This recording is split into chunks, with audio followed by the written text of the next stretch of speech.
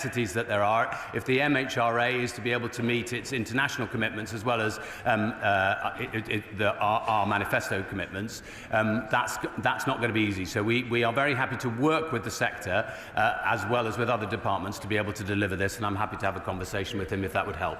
Justice Sutter. Please, Mr. Speaker.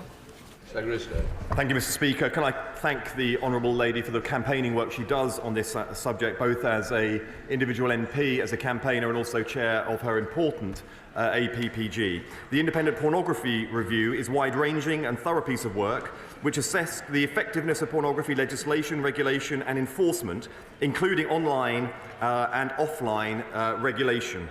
The review is now concluded and the final report will be published in due course, and I'd like to put on the record my gratitude to Baroness Burton for her hard work. Thank you, Mr. Speaker, and I thank the Secretary of State for the answer. Online pornography sites are awash with content that depicts sexual activity with children.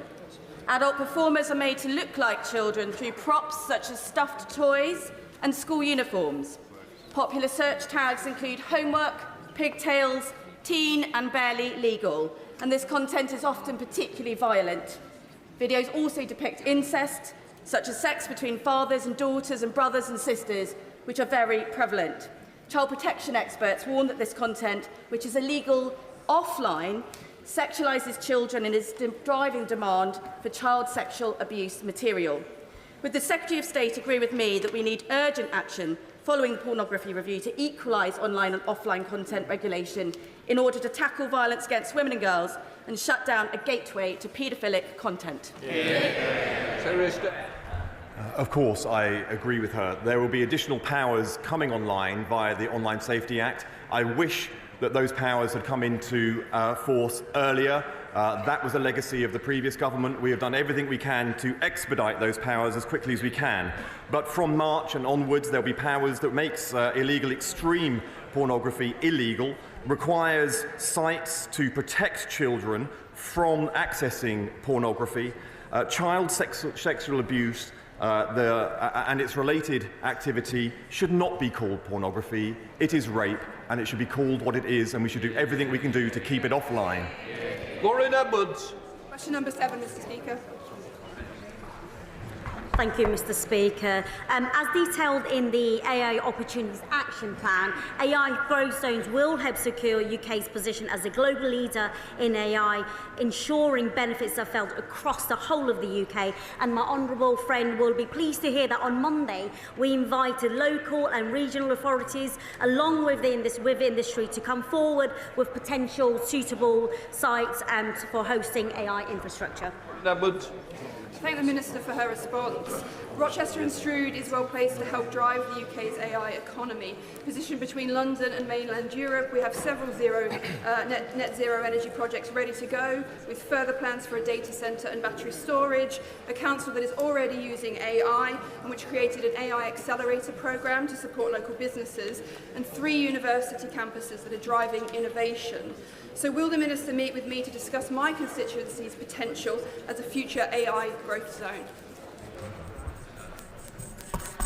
Can I thank the member for strongly advocating for her constituency of Medway to potentially become an AI growth zone? And she will well know that the AI Opportunity Action Plan outlines steps we are taking so that UK can build the cutting-edge computer infrastructure needed to lead in AI development and deployment. And I eagerly look forward to reading the expressions of interest from members' constituency. And of course, I'll be more than happy to meet with her to discuss this in detail.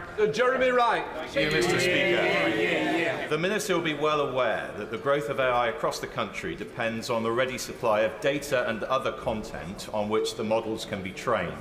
She'll also recognise that much of that content comes from our creative industries, and she will know that our creative industries are profoundly troubled that they are not properly treated by the companies that are currently scraping that data without their permission or without proper compensation. I know the government will want to resolve that, and she will know that the data bill has had amendments added to it in the other place to address this. Does she intend that the government will resolve this by means of the data bill or by other means? If other means, what other means and when? Thank you, Mr. Speaker. The Right Honourable Member will know that there is ongoing consultation to look at clarifying the issues that covers both copyright and AI. And there will be a statement, as you know, this afternoon on the data bill, which will cover this issue in more detail. As you also know, the consultation ends on the 25th of February, after which we'll be reviewing the responses to see what we need to do. We come to topicals. Patrick Hurley. Topical number 1, please, Mr. Speaker. Sarah State. Thank you, Mr. Speaker. When it comes to embracing AI, Britain is leading the world. I have just got back from the Paris AI Action Summit. The companies I met there were genuinely excited about our AI Opportunities Action Plan. They were also optimistic about how we're using AI to build a smaller, smarter state. The new government digital service I launched last month will harness the power of technology to deliver efficient, convenient public services designed to work for working people. Hurley. In recent months, it's become obvious that some social media companies' algorithms are not being run in the pursuit of a commercial imperative, but rather in the service of the political interests of their host country. Can I ask the Minister if such politicised social media firms can be treated as such with a view to protecting the national interest? I'm grateful for his question, but I'm also grateful for the leadership that he's shown in his community in Southport during extremely difficult times. The Online Safety Act applies to all people, all users, and that includes measures and in existing legislation to tackle misinformation peddled by foreign states. But he has a very specific challenge with his community. I'm willing to meet with him if he would like, and if he'd like to bring members of his own community to express to me directly the impact these issues have had on him and his community, I would be very willing to take that meeting. Secretary of State Alan Back. Thank you, Mr. Speaker. The Conservatives secured a £450 million investment from AstraZeneca to expand their Merseyside vaccine factory. When the Chancellor wrecked the deal, AstraZeneca tried to save it by increasing that investment to over £500 million. So why did Labour still walk away, handing jobs and investment to our competitors? The honourable gentleman says that they secured a deal. Well, the deal was announced in March. The general election was in July. Where was the deal? Where was the funding for it? Where was the written agreement? There was nothing. Alan Back. Mr. Speaker, when Labour negotiates, Britain loses. AstraZeneca are investing over £4 billion in Singapore, the US and Canada. They could have invested in our country too. What is Labour doing now to bring back the deal they destroyed? There was a deal by WhatsApp that was never followed up by the Treasury, never followed up by ministers, no meetings between AstraZeneca and their government. Their government lets Britain down every time, which is why the country turned to Labour, and Labour is delivering. Mr. Speaker, the Payment Systems Regulator found that more than half of bank transfer scams recorded in 2023 originated on Facebook, Instagram or WhatsApp. What progress has the Secretary of State made in making sure that tech companies are held to account for fraud originating on their platforms? He makes a very good point. It's one of the things that we specifically need to look at later when we move forward with the data bill in committee. Perhaps he'll be sitting on the bill committee. Who knows? David Reid. Thank you, Mr. Speaker. The Prime Minister has just held talks for a UK-EU defence and security partnership, of which the development of artificial intelligence will have been a key theme. However, last night the UK chose not to join with EU countries in signing the international agreement on AI. So can the Secretary of State please explain this dissonance in the government's approach? At the Paris summit, let me congratulate firstly President Macron for laying on an incredible summit that brought together governments, tech companies and investors, and Britain's voice was heard loud and clear, which is why we're delivering such extraordinary investment into this country. Most of the aspects that were negotiated, the Labour government signed up to and was fully engaged in. In a few areas, we will put Britain's interest first, and a couple of other countries didn't sign too. I don't hear him criticising them. Just Hathwell. Thank you, Mr. Speaker. I love you, mate. Thank you, Mr. Speaker. In Ilford, we worked with Queen Mary University to launch a new satellite campus in Ilford to teach medicine and dentistry. Given the growing importance of education in STEM fields, what specific steps is the Secretary of State taking to increase educational opportunities in this area and in London and across the country? I'm grateful for his question. The government is working to develop a world-leading science and technology skills base that will drive economic growth and opportunity for all. We're committed to expanding the access and participation in science and technology education, and we're partnering with universities to build the skills and workforce across the United Kingdom. Hurry across.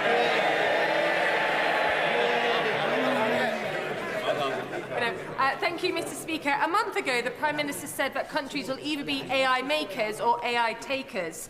Does the Minister agree that, given that the Prime Minister didn't attend the AI Safety Summit, but he's given a clear indication that the UK will be an AI taker? This Prime Minister has delivered the AI Opportunities Action Plan. This Prime Minister is deploying AI technology and productivity tools across government itself. This Prime Minister has brought in £30 billion in investment into digital AI infrastructure since he became Prime Minister. And at the same time, this Prime Minister is sorting out the mess left after 14 years of Tory rule. We now come to Prime Minister's questions. Imran Hussain. Number one, Mr. Speaker. Prime Minister. Thank you, Mr. Speaker. This week we progressed our Borders Bill to deliver counter-terrorism-style powers to bring vile criminal smuggling gangs to justice. We also announced a further £350 million to get Britain building and deliver 1.5 million new homes our country desperately needs, including more affordable homes. We've slashed red tape that holds businesses and working people back, creating 10,000 more apprentices. This morning I have meetings with ministerial colleagues and others. In addition to my duties in this House, I shall have further such meetings later today. Imran Hussain. Thank you, Mr. Speaker. I was proud to have played my part in helping draft what has now become the Employment Rights Bill. A new poll shows 3/4 of the British public back the stronger rights for workers in the bill, including better sick pay. Yet that lot over there, the Tories and Reform, disgracefully voted against it. In fact, the Leader of the Opposition doesn't even believe in maternity pay or the living wage. Mr. Speaker, our statutory sick pay is ranked one of the lowest in Europe. It needs to be brought in line with the living wage. So will the Prime Minister back my campaign to strengthen this bill further so sick pay is at the level that finally stops punishing workers for being sick? Mr. Speaker, our plan for change delivers the biggest upgrade in workers' rights in a generation to our employment rights bill. Ending exploitative zero-hour contracts, ending the scandal of fire and rehire, extending statutory sick pay to 1.3 million employees. Of course, that's on top of the pay rise for 3 million of the lowest paid. I would have thought the Leader of the Opposition might actually sort of support day one protection employment rights, given where she's going, but she thinks maternity leave is excessive. Our plan is pro-worker and pro-growth. Leader of the Opposition, Kemi Badenoch. Mr. Speaker, the Conservative government established the Ukraine Family Scheme, and in total, over 200,000 Ukrainians, mostly women, children and the elderly, have found sanctuary in the UK from Putin's war. However, a family of 6 from Gaza have applied to live in Britain using this scheme, and a judge has now ruled in their favour. This is not what the scheme was designed to do. This decision is completely wrong. It cannot be allowed to stand. Is the government planning to appeal on any points of law? And if so, which ones? Minister. Mr. Speaker, let me be clear. I do not agree with the decision. She's right. It's the wrong decision. She hasn't quite done her homework because the decision in question was taken under the last government, according to the legal framework of the last government. But, Mr. Speaker, let me be clear. It should be Parliament that makes the rules on immigration. It should be the government that makes the policy. That is the principle, and the Home Secretary is already looking at the legal loophole which we need to close in this particular case. Mr. Speaker, he did not answer the question. If he plans to appeal, then the appeal may be unsuccessful and the law will need to be changed. And if he does not appeal, the law definitely will need to be changed. He talks about a decision made under the last government. It was not made by the last government, it was made by the courts. The issue we are discussing today is about judicial decisions. We cannot be in a situation where we allow enormous numbers of people to exploit our laws in this way. There are millions of people all around the world in terrible situations. We cannot help them all, and we certainly cannot bring them all here. Will he commit to bringing forward that new legislation or amending his borders bill? Prime Minister. Well, Mr. Speaker, I've already said the Home Secretary has already got a team working on closing this loophole. We don't need to wait for that. We're getting on with that because we're taking control. They lost control of immigration. We had nearly 1 million people come into this country, had an open borders experiment. On a Monday of this week, they voted against increased powers to deal with those that are running the vile trade of people smuggling. Same old Tories, open borders, empty promises. Mr. Speaker, if the Prime Minister was on top of his brief, perhaps he'd be able to answer some questions. Given this crazy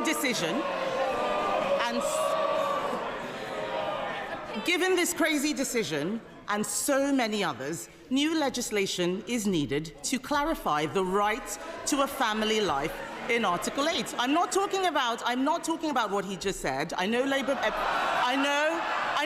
MPs don't understand much of what they're saying, but the Prime Minister literally wrote a book on the European Convention on Human Rights. This is a situation where we need to put our national interest before the ECHR. Does he agree that we should legislate even if lawyers warn that this might be incompatible with human rights law? She complains about scripted answers and questions. Her script doesn't allow her to listen to the answer.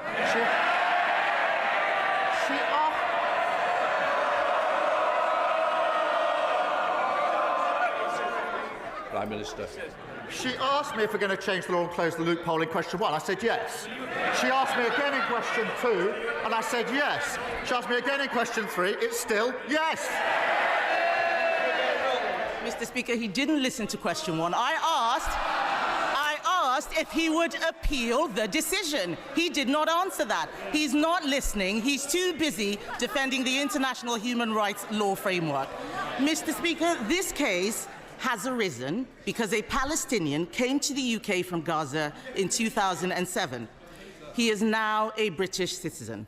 This is precisely why we need to break the conveyor belt from arriving in the UK to acquiring indefinite leave to remain and then a British passport, and now a right to bring 6 family members here as well.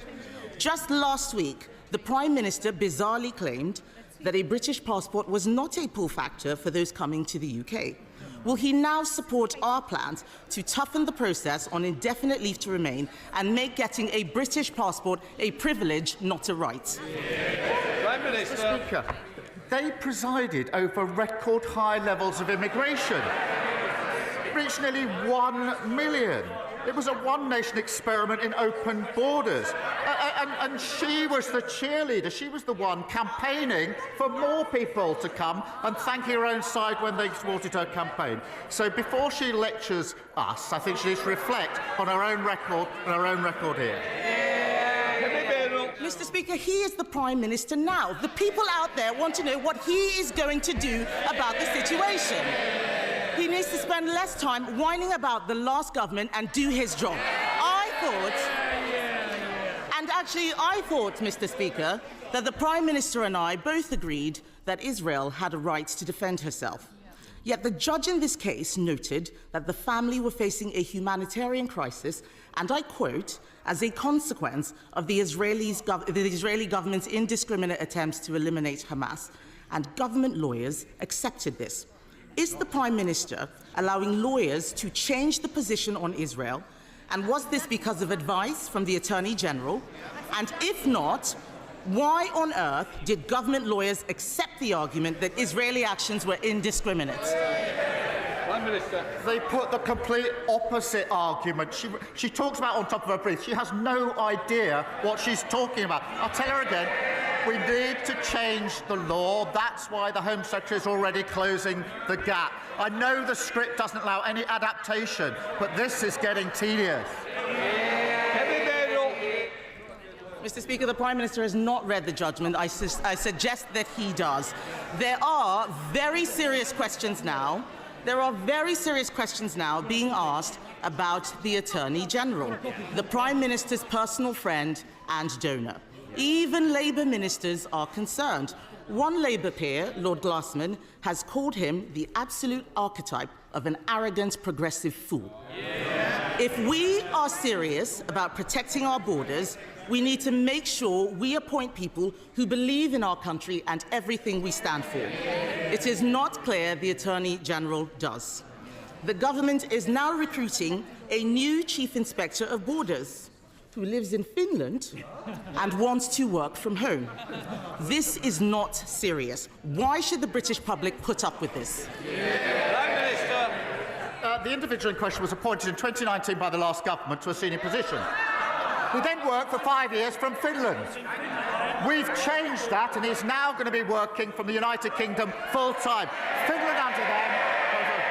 And she talks about the Attorney General. She sat round the cabinet table with an attorney who was later sacked for breaching national security. Charlotte Nettles. Thank you, Mr. Speaker. Long-standing traders in the CPS Centre in Culcheth were devastated to receive eviction notices, giving them just 28 days to vacate, entirely out of the blue and under spurious pretexts by the new owner, shell company Shivat Hananim Capital. So far, the owner and their legal representatives have failed to hear tenants' concerns and mine and to negotiate a way forward. So does the Prime Minister share my concerns at this situation, and will he set out our plans to protect independent businesses which are at the heart of our high street and communities? Yeah. Prime Minister. Well, thank her for raising this, which is obviously of real concern to businesses in her constituency. We do, Mr. Speaker, expect landlords to meet their obligations to make buildings safe, and we support robust enforcement action from the regulators if they fail to do so. I will make sure that she gets a meeting with the Minister to discuss what steps can be taken in the particular case to support the businesses that her constituents rely on. Leader of the Liberal Democrats, Sir Ed Davey. Thank you, Mr. Speaker. 8 years ago this week, the Allies began a pincer movement against German forces between the Ruhr and the Rhine. British and Canadian troops attacked from the north, Americans from the south. British, Canadian and American soldiers fighting shoulder to defeat fascists. 80 years on, President Trump seems to have forgotten all this. His tariffs against steel and aluminium will hit Canada the hardest and will also hit jobs and the cost of living in our country. So in reminding President Trump who America's true and long-standing friends and allies really are, will the Prime Minister also prepare a plan for tariffs in return, starting with tariffs on American electric cars? Prime Minister. Mr. Speaker, he's right to reference our history in the 80-year anniversary. And of course, we were fighting alongside the Americans, and that is amongst the reasons we have a special relationship. British steel is an essential part of our heartlands, and we will not abandon our skilled workforce. And it needs a level-headed assessment of the implications, which is what we're going through at the moment. But we will always put our national interest first and steelworkers first. Sir Ed Davey. Thank the Prime Minister for that reply. But it seems to me the way President Trump and his ally Musk are operating, they do need to hear strong measures and words from even their allies. And moving on to Ukraine, Mr. Speaker, if Ukraine is forced to surrender its own sovereign territory to Russia, it will be the greatest betrayal of a European ally since Poland in 1945. But President Trump says Ukraine may end up Russian. and he wants American money back. I think we all fear where this could end and the dangerous implications for our defence and our security. So can the Prime Minister reassure this House that he and other European leaders have given sufficient support to President Zelensky so that he can't be bullied by Trump and Putin into accepting a deal who will effectively hand victory to Russia? Prime Minister. As he knows, I met President Zelensky in Kyiv just a few weeks ago at my 8th meeting. The position since the outbreak of this conflict has been a united position across the House of supporting Ukraine, and I was able to reiterate my position, which is we must put Ukraine in the strongest possible position. That matters now just as much as it mattered at the beginning of this conflict, the strongest possible position, and I did discuss with him what more we can do, what more our allies can do to put Ukraine in the strongest possible position. Kim Ledbeat. Thank you, Mr. Speaker. 2 years ago, from the benches opposite, I published my Healthy Britain report, recommending a cross-departmental approach to improving health and wellbeing. Now that we're in government, I'm delighted that ministers have hit the ground running, because running is obviously very healthy for you. So will the Prime Minister confirm that last week's announcement of an increase to the public health grants, which will help local services focus more on prevention and early intervention, is just the start of a long-term strategy that will make Britain healthier, happier and more productive, reduce pressure on the NHS and promote growth? Well, I thank her for highlighting the important role that local communities play in supporting healthy lifestyles. I'm delighted, Mr. Speaker, we're providing almost £4 billion for the local health services that people rely on, and that's things like health visitors, stop smoking services and drug abuse treatments. I'll make sure that she meets the relevant minister to discuss. Saoirse Eastwood. Thank you, Mr. Speaker. Prime Minister, I get it. Nobody wants to get into a trade war. But, you know, unlike Peter Mandelson, sometimes you've got to stand up for what you believe in. My friends here in the DUP have learnt nothing from their mistake of backing Brexit and think that tariffs are a laughing matter. No. But would you agree with me that actually we need to stand up for ourselves, we need to back our workers, we need to back our businesses, not just in Lagan Valley, but indeed across the UK? Yeah. Well, yes, of course. The US and the UK share a strong and balanced trading relationship. We invest hugely in each other's economies, and we will continue to work closely with President Trump to boost growth and to create jobs. And I reassure her we will always act in the best interests of businesses and working people across the whole of the United Kingdom, including, of course, Northern Ireland.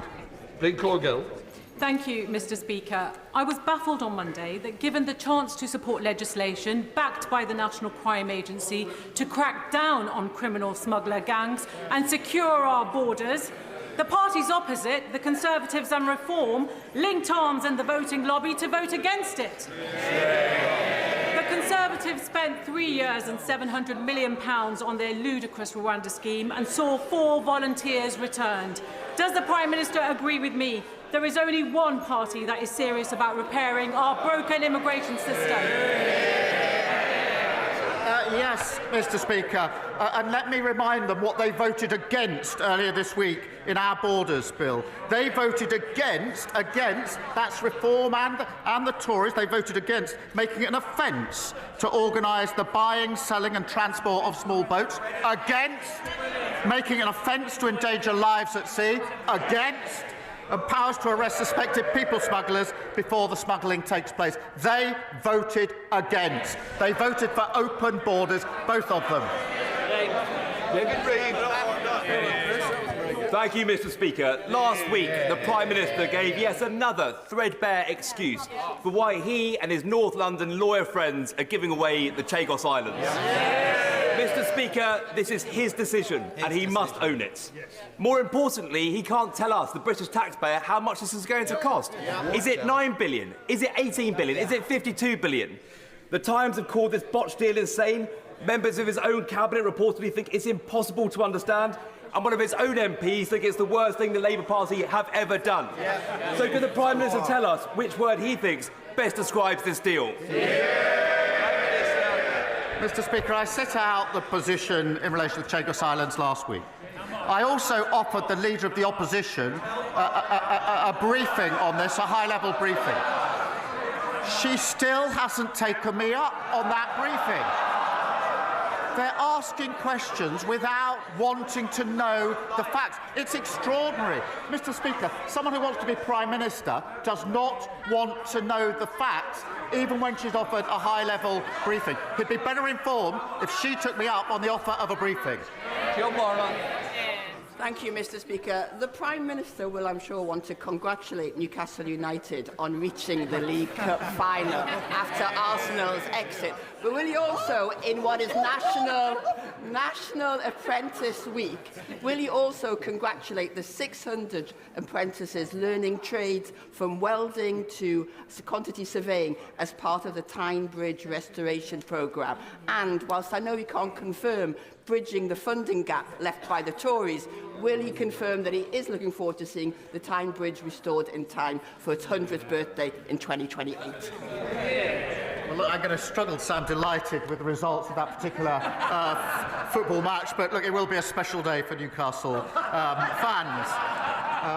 But the Tyne Bridge is an iconic North East landmark, and I congratulate the apprentices who are helping to restore this vital piece of infrastructure. As usual, the Tories made empty promises that they had no intention of keeping, including £2.9 billion worth of transport commitments that were never funded. We will look at the capital projects around the spending review and let her know as soon as we can. Liz Jarvis. Thank you, Mr. Speaker. My constituents, Peter and Maureen, have been married for 70 years. Peter is 93, and for the past few weeks he has been stuck on a hospital ward, waiting to go home because a care package hasn't been arranged. Peter is missing home and missing Maureen.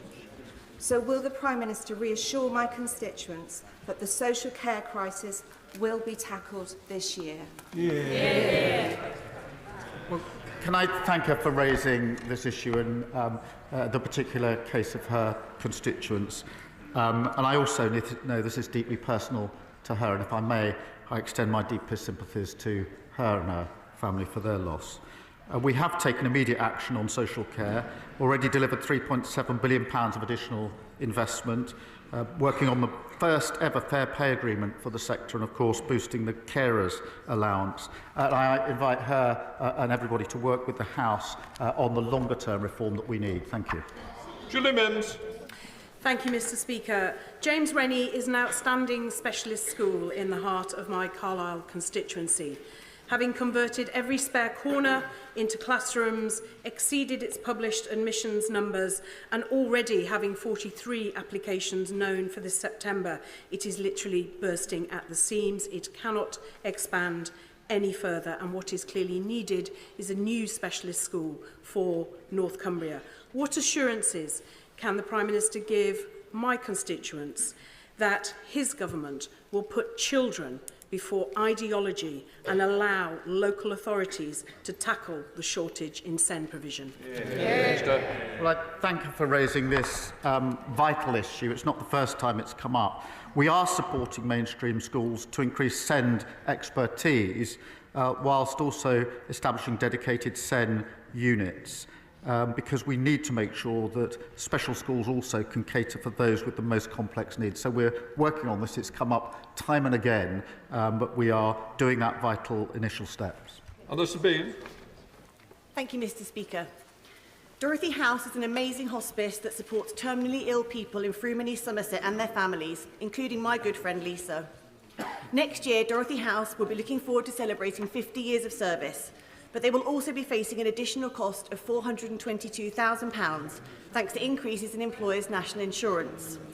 Will the Prime Minister commit to meeting with me and representatives of the hospice sector to hear firsthand the impact of NICs and to work with them to find a solution?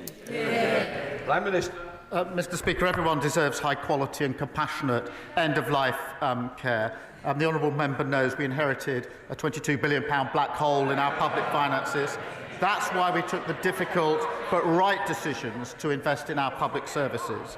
I do recognise the pressure that hospices are facing, and that's why we invested £100 million into hospitals, with an additional £26 million to support children and young people's hospices. And I will make sure she gets a meeting with the relevant minister. John Hodge.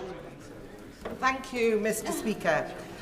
A significant part of the dreadful legacy left by the previous Conservative government is a chronic underfunding of transport infrastructure, especially in the North East, as we've just heard from my honourable friend.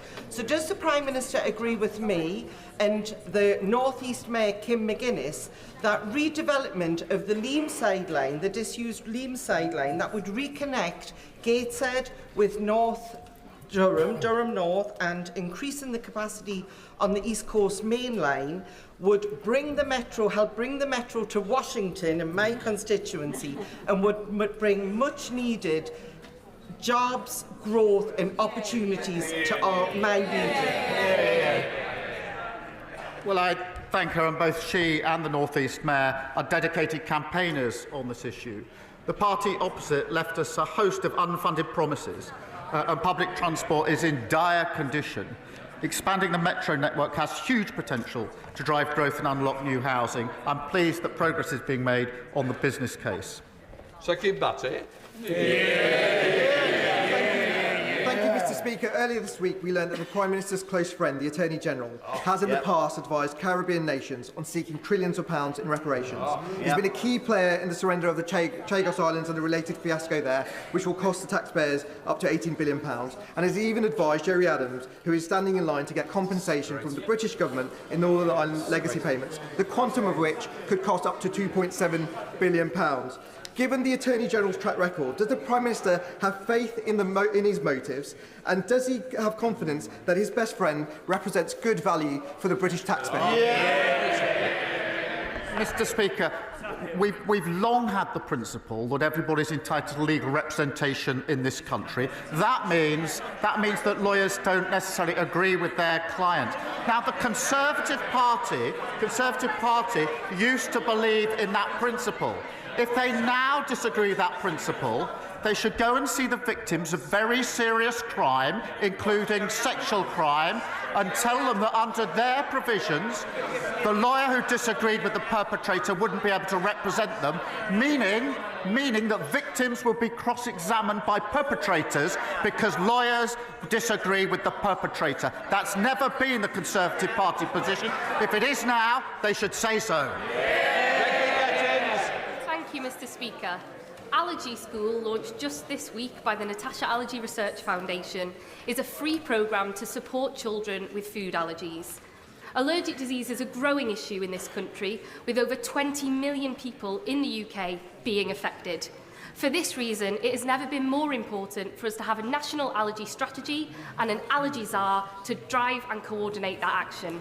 Will the Prime Minister join me in welcoming this programme, and will he meet with me and the Foundation to talk about how we can work together to drive this issue forward? Well, I thank her for raising this really important issue, because hospital admissions for allergies have risen sharply, particularly in the last 2 decades. I do welcome the work being carried out by the Natasha Allergy Research Foundation. We will respond to the recommendations of the National Allergy Strategy Group in due course, and I'll make sure she gets a meeting with the relevant minister to discuss it. Thank you, Mr. Speaker. My Oxfordshire constituency of Didcot and Wantage has seen a 35% population increase in the last 20 years. My constituents recognise the need for affordable housing, but the current planning system isn't delivering the GP surgeries, dentists and transport options that they need. Will the Prime Minister restore faith in the planning system and, as well as focusing on housing numbers, deliver the local targets for health services and wider infrastructure that growing communities need? Well, thank you for his question. We are, of course, delivering the 1.5 million homes, but we're creating communities as well for the future. And so he's right that that must include good schools, GPs and reliable transport links. That's what makes a good community. And just today, Mr Speaker, we announced an additional £350 million to deliver more affordable homes so more people can realise the dream of home ownership. Toby Perkins. Thank you, Mr Speaker. This week is National Apprenticeship Week. As co-chair of the APPG for Apprenticeships, I can tell the Prime Minister that employers are very pleased to see the announcements this week that will make a real difference both in terms of the completion rate and the flexibility around apprenticeships. Does the Prime Minister agree with me that schools should be promoting apprenticeship alongside A-levels and other options? And can he tell us what more he's going to do to support more young people to get into an apprenticeship? Well, I'm very pleased that he's raised this issue and that we'll be able to give employers more flexibility over maths and English requirements. This is really important, Mr Speaker. There are very many young people who didn't get the maths qualification they wanted at the time, but are very well suited for the future, want to play their part, and now they can get apprenticeships under the changes that we've made. And that's 10,000 extra apprenticeships. This is delivering for them, giving them a chance for the future to contributing, of course, to our economy. Harriet Cross. Thank you, Mr Speaker. Mr Speaker, yesterday the Farming Minister told a conference of farmers that farming is not high in the pecking order for this government. Given the heartless family farm tax, is his minister correct? Yes or no? Farming's top of the agenda as far as I'm concerned. That's why we put £5 billion to support farmers in the budget. They failed to spend £300 million on their watch on farming, and we set out our roadmap, which has been welcomed by the NFU, as she very well knows. It was described as long overdue. I wonder who didn't do it before. Mr Jewist, I'm sure you don't want to be leaving today. It's not the best day. Right. Natasha Irons. Thank you, Mr Speaker. As a graduate of the Croydon Youth Philharmonic Orchestra, the Prime Minister will know that youth services can broaden a young person's horizons beyond what they could ever imagine. But with national spending on youth services seeing a 73% decline since 2010, can the Prime Minister outline how this government will bring youth services back into our communities? Will he look at giving them the statutory protections they deserve? And will he visit Croydon East to see firsthand the vital role these services play in my constituency? Well, Mr Speaker, my days in the Croydon Youth Philharmonic Orchestra were a long time ago now. But we do fully recognise the importance of youth services to help young people save lives and live safe and healthy lives. We've been developing our plans for the new National Youth Strategy to bring power back to young people and help every young person realise their potential. Christine Jardine. Thank you very much, Mr Speaker. Every 22 minutes, a child in this country loses a parent or a loved one. That's 40,000 children every year facing a trauma which many of us here know can last a lifetime. Charities such as Winston's Wish do a fantastic job of providing support for young people, particularly when schools are closed or there's no one else to turn to. But at the moment, there's no simple way of the children knowing where the charities are or the charities being able to contact the children.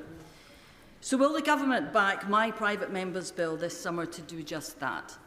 And would the Prime Minister meet me to discuss how we make sure that another generation of children does not have to face this trauma? Well, can I thank her for her ongoing work and campaign on this important issue. The Cross-Government Bereavement Group continues to look at how we can improve access to the support that children and young people need at these difficult times. And of course, I'll make sure that she gets the meeting that she wants with the Minister to discuss this further. David Taylor. Thank you, Mr Speaker. Yesterday marks the 20th anniversary of the launch of the Make Poverty History campaign, and a fantastic speech for all of us that were there, delivered by the late, great Mandiba.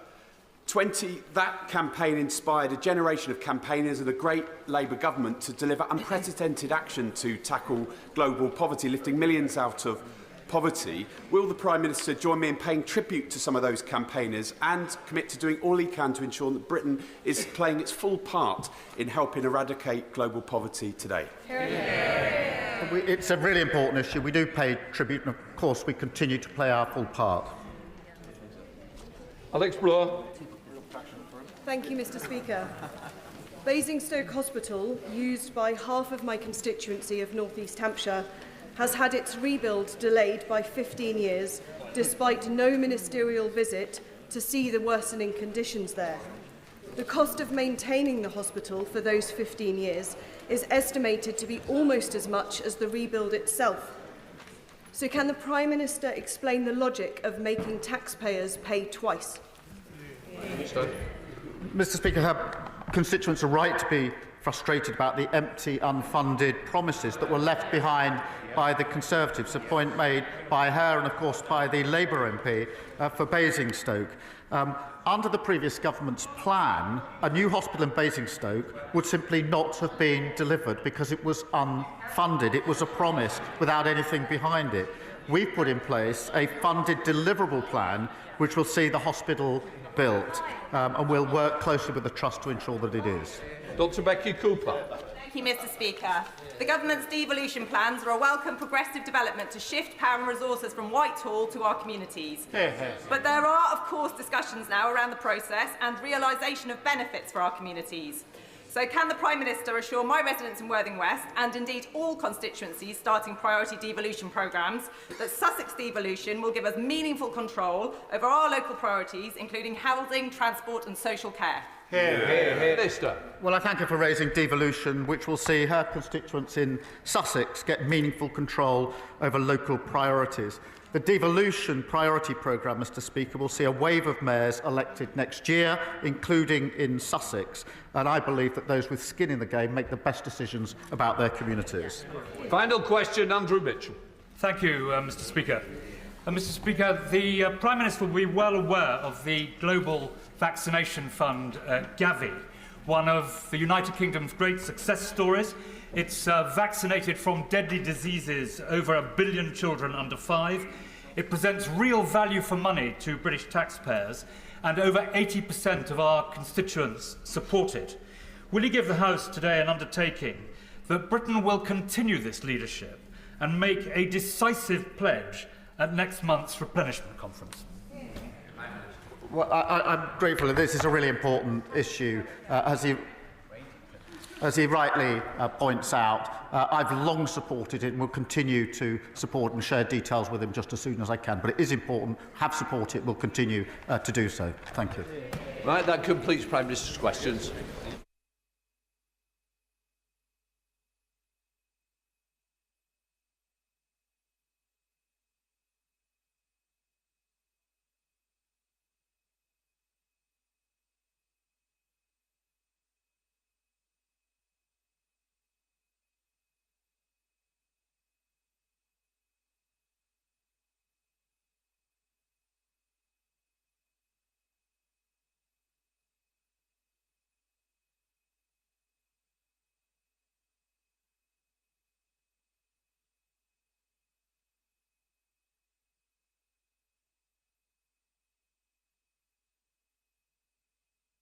Can people leave the chamber quickly and quietly? We're now coming to the urgent question.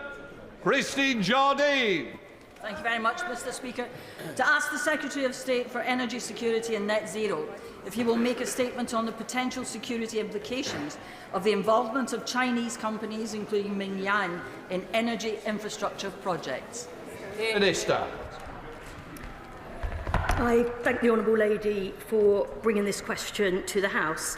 The protection and security of the energy sector is an absolute priority for this government. We have a range of effective measures in place which give the government powers to balance an open investment environment to facilitate growth with protecting the areas of our economy that are most sensitive to national security. The government firmly believes that the biggest risk to our energy system and our energy security is remaining dependent on international fossil fuel markets controlled by petrostates and dictators. And that's why we have a mission to make Britain a clean energy superpower to end that dependence. We have a world-leading offshore wind industry here in the UK, and international investment plays a crucial role in supporting jobs across the country. And as part of this mission, my department engaged in discussions with a wide range of investors, including those from other countries. We're also clear that alongside this, growth of UK supply chains is absolutely critical, and that's why we've set out plans for a clean industry bonus to drive investment in manufacturing, as well as setting up GB Energy and the National Wealth Fund. The government will not hesitate to use our powers to protect national security whenever we identify concerns, and the government will take a consistent long-term and strategic approach to managing the UK's relations with China, rooted in UK and global interests. The government will cooperate with China where it can, compete where it needs to, and challenge where it must. Thank you, Mr. Speaker, for granting this urgent question, and I thank the Minister for her comments and general reassurances, but there are specific concerns at the moment. China can produce what is useful for us for the development of renewables, particularly in the North Sea, and we can benefit from these investments. China also needs access to our markets. But there are security issues involving companies involved in offshore renewable developments, which have become apparent in recent weeks and been raised numerous times. It has been reported that the Chinese company Mingyang is interested in producing turbines for a new project in the North Sea. And there's already around 60 million of Scottish Government funding, which has been earmarked for a wind turbine factory near Inverness, in addition to a potential 27 million for Orient Cable to provide subsea cables for island communities. This is despite antitrust cases against China from the European Union and the fact that the Norwegian government blocked Mingyang from its green infrastructure projects. So can the Minister reassure the House that the Department will be following the same rigorous processes to assess these risks as the previous government did, which ultimately blocked Huawei from the 5G network? And this must include an assessment of any opportunities for remote access to the turbines, as the software will normally remain in control of the manufacturers even once commissioned, which would leave them vulnerable to being switched off. We need local control. And will the Department reassure the House that there are discussions ongoing with the Scottish Government to ensure that no public money is invested before this risk assessment has taken place? And how will they work with the Scottish Government and Cabinet colleagues to ensure offshore and undersea infrastructure is safe? Thank you. The honourable member raises some really important concerns, and they're concerns that we're very much alive to. As I said in my first answer, energy security is absolutely critical to the work of DESNZ, and that's why we have the Clean Power Mission to end our dependency on fossil fuels. International investment is a crucial part of that and helps to support growth and jobs across the country. And as part of that, we have discussions with a wide range, variety of international investors. But we do absolutely recognise this needs to be balanced against national security implications. And that is something that we work on constantly across government with input from a number of departments. And I'm pleased to see my honourable friend, the Minister for Security from the Home Office, here today for this UQ. The government has to consider both those aspects together, the need for investment, the need for greater capacity in our supply chains, but also that security risk. And while I can't get into details of the individual case, given the nature of the discussions that are ongoing, I would reassure the honourable member that we are taking these factors into account. We do want to make sure that the most robust processes are followed as we look at the details of this particular incident. Chair of the Select Committee, Bill Esterson. Thank you very much, Mr. Speaker. Can I say how pleased I am to hear the Minister confirming the importance of our energy security in contrast to what we saw under the previous government. And they can groan all they want, but that is the reality of what was inherited in July last year. But as we extend energy infrastructure in this country, can she confirm how this government will ensure that we have control of the operation of that infrastructure? And does she also agree that it is vitally important that through the industrial strategy we see the renaissance in our manufacturing and greater resilience in our supply chain, all of which adds to the energy security of this country? I thank my honourable friend for that question. He's absolutely right that as part of getting this investment into infrastructure, dealing with capacity issues in our supply chain is absolutely crucial. It's one of the reasons why through the National Wealth Fund we invested in lithium in Cornwall last week. So in terms of a critical minerals strategy, we want to maximise the natural resources that we've got where we can. As I said, we want to make absolutely sure that security concerns are addressed as well when we look at which investors do invest in our new economy. Shadow Secretary of State Andrew Ball. Thank you very much, Mr. Speaker. Mr. Speaker, the indication that Mingyang will get the green light from the Treasury to supply wind turbine technology to the Greenvolt wind farm in the North Sea is concerning. Indeed, alarm bells have been sounded by officials in the Minister's own department and indeed in the Ministry of Defence. This green revolution will come with a Made in China label. The government, in collusion indeed with the SNP in Holyrood, are determined to see Chinese companies reap the economic reward. Her party says again and again that transition to renewable energy will reduce our reliance on hostile regimes. Chinese-controlled technology embedded in our critical energy infrastructure is evidently a threat to our security. Can the Minister assure us that she is taking this threat seriously? And can the Honourable Lady explain how using wind turbines made by Mingyang reduces our reliance on foreign states? Mr. Speaker, just last week, I, along with many MPs in her own party, were briefed by the Royal Navy on the vulnerability of our subsea communications and energy infrastructure. We have also seen a pervasive rise in sabotage attacks on subsea cables in the Baltic, affecting our Scandinavian allies. If Chinese-manufactured turbines are installed, security experts have warned that sensors could spy on British seas, defence submarine programmes, and indeed the layout of our energy infrastructure. We would be reliant on Chinese equipment and software, Chinese suppliers for updates and maintenance, handing Beijing significant opportunity for interference. In the current international climate, it is unthinkable to disregard the security implications of this decision. So can I ask the Minister, can she confirm that they have scrapped the Giga scheme that we launched to build British supply chains in energy technologies? What discussions has she had with the Ministry of Defence around their concerns as to the ability to ensure security of our energy system? What safeguards will be in place to prevent Chinese maintenance ships accessing these turbines for repairs? What guarantees has she had, if any, from our defence and security agencies that this investment will pose no threat to our national security? And if such assurances are not forthcoming, will she revisit this decision and put a halt to the madness of allowing the People's Republic of China to have such a significant stake in our energy system?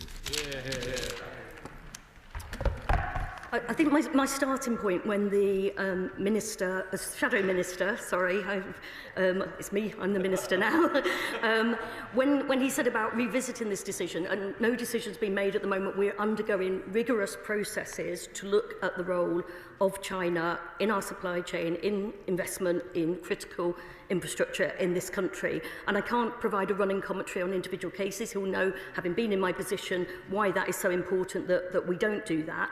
But as I've made clear already, we are taking into account the national security considerations as well as our need for investment in the supply chain. I would say that in terms of the legacy that we were left by the previous minister, is that he was perfectly happy to leave our energy system exposed with the British people paying the price. And the retreat, the under new management line that he was parroting earlier this week, would leave us even more exposed to those petrostates, to the dictators.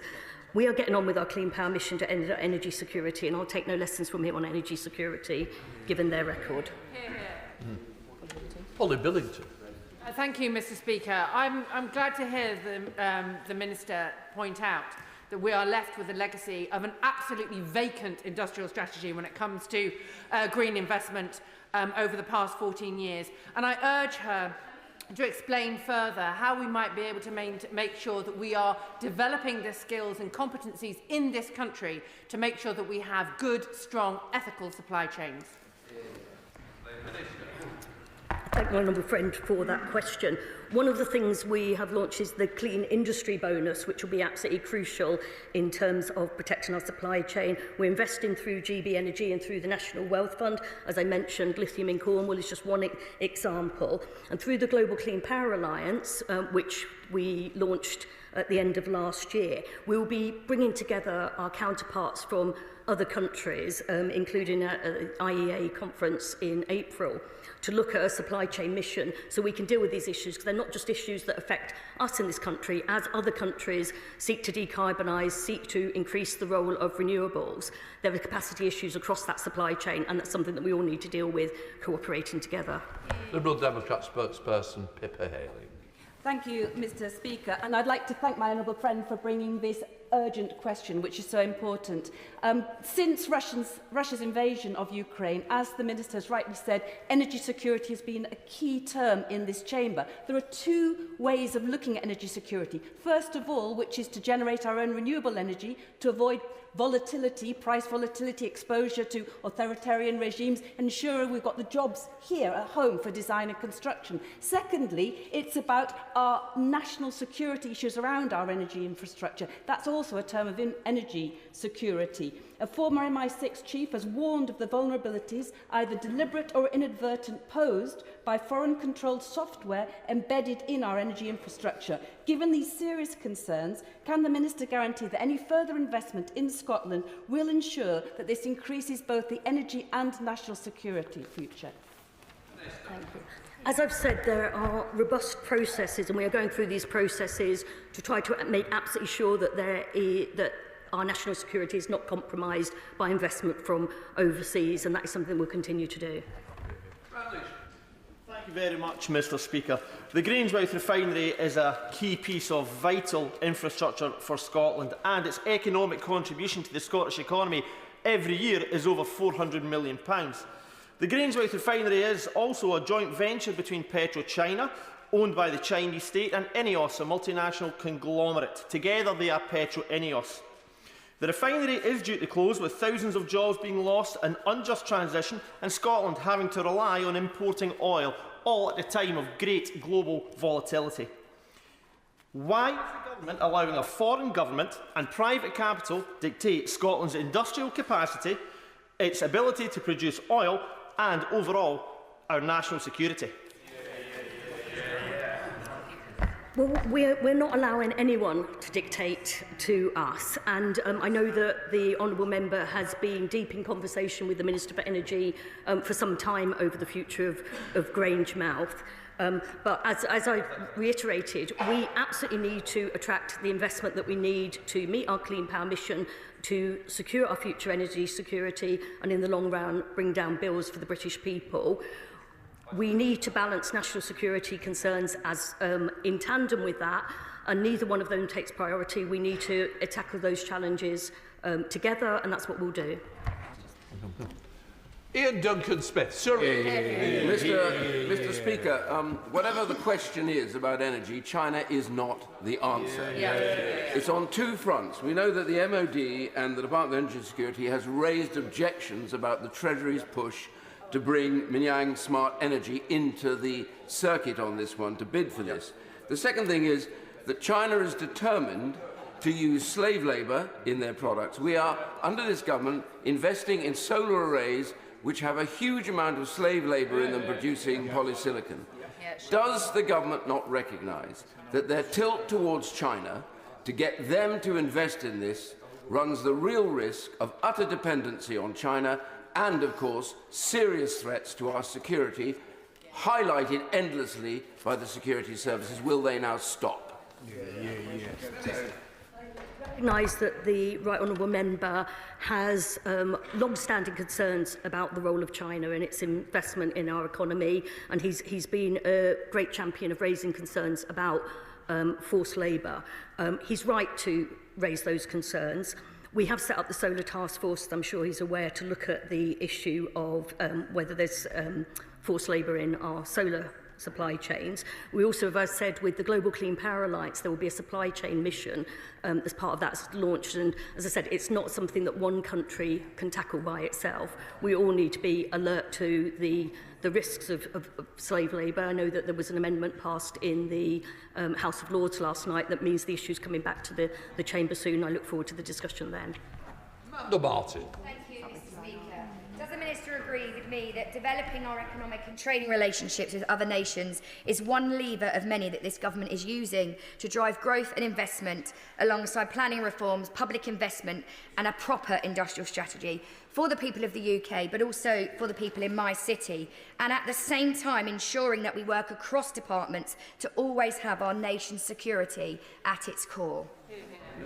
Minister. My honourable friend is absolutely right, and we're doing this through a number of levers. We have the growth mission, we have the clean power mission, working hand in hand to make sure that energy security and the decarbonisation of our power system contributes to growth in this country, and that means it contributes to job creation in this country, as well as, in some cases, overseas investment.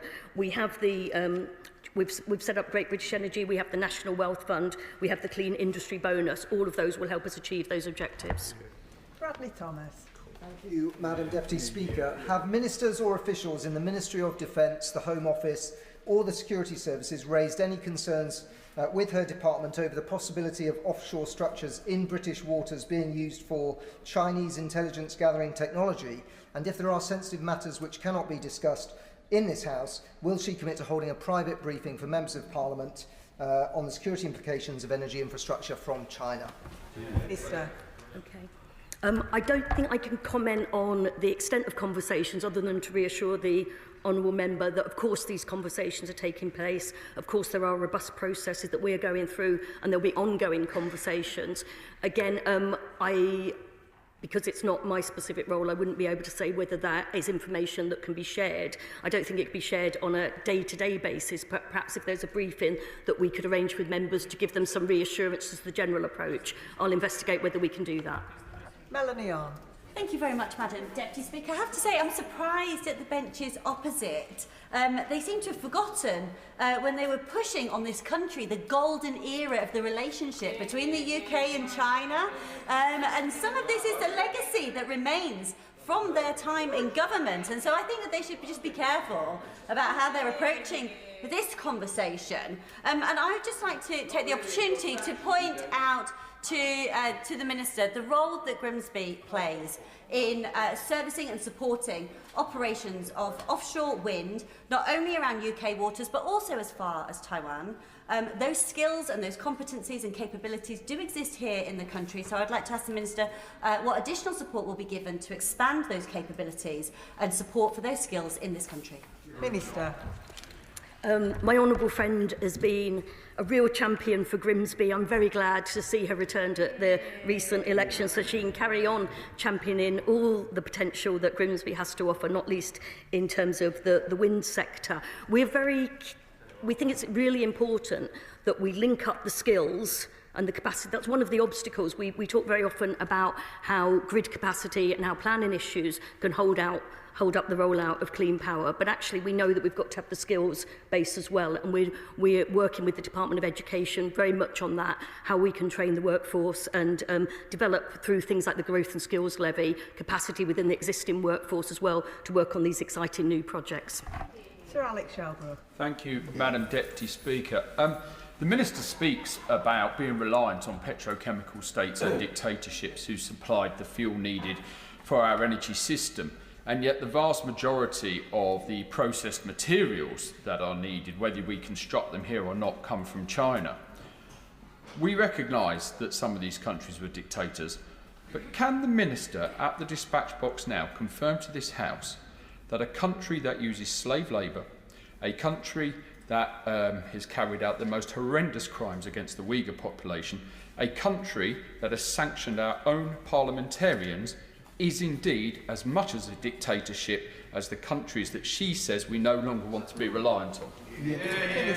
Well, if we followed the approach being suggested by the opposition front bench now, we would be very firmly back in the hands of the petrostates and the dictators. And we've seen... But in terms of relationship with China, as I've said, we will cooperate where we can, we will compete where we need to, and we will absolutely challenge if we must. And we've been clear that no company in the UK should have forced labour in the supply chain. This is why we've set up the Solar Task Force. This is why we're going through the robust processes ahead of the decision that we're talking about here today.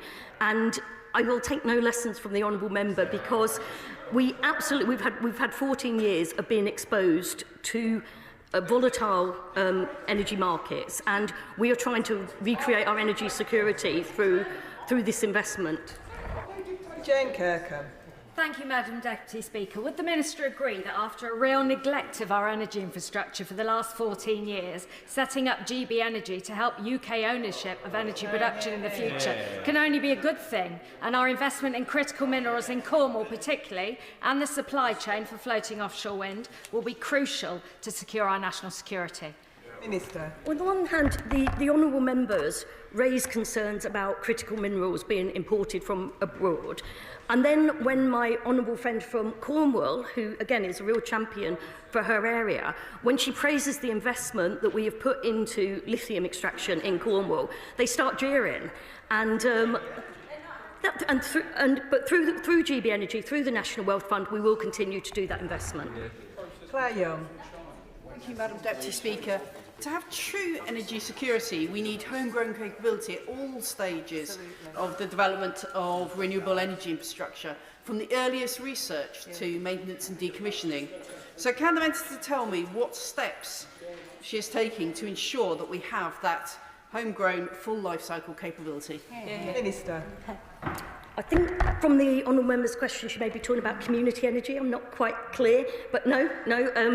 In that case, I'm saying, but it is really important, I think, that any investment is place-based, and we need to look at developing the capability right from skills and what the capacity of the local authorities are, which is where things like community energy comes in, but then also making sure that the finance goes where the investment is needed. And if I haven't understood the honourable member's question, I'd be happy to take it up with her afterwards. Tom Collins. Thank you, Madam Deputy Speaker, and I welcome the Minister's engagement on this topic. To have meaningful and serious discussions with other major economies is absolutely vital for our success. Does the Minister agree with me that these discussions are key not only to securing our economic aims, but also tackling the climate and nature crisis and also our wider international objectives? Minister. Yeah, that international cooperation is absolutely crucial, and that does mean talking to countries with whom we share a great deal in common and have signed up the same objectives, but it also means talking to other countries to try to bring them with us too. And that is why we're hosting the IEA Summit in April in London. That is why we've set up the Global Clean Power Alliance, and that is why the Prime Minister went to the climate change talks in COP in Baku last autumn and showed international leadership, which is something that has been very much lacking from the UK government in previous years. Bob Blackman. Thank you, Madam Deputy Speaker. Clearly, the national security concerns are being expressed across the House.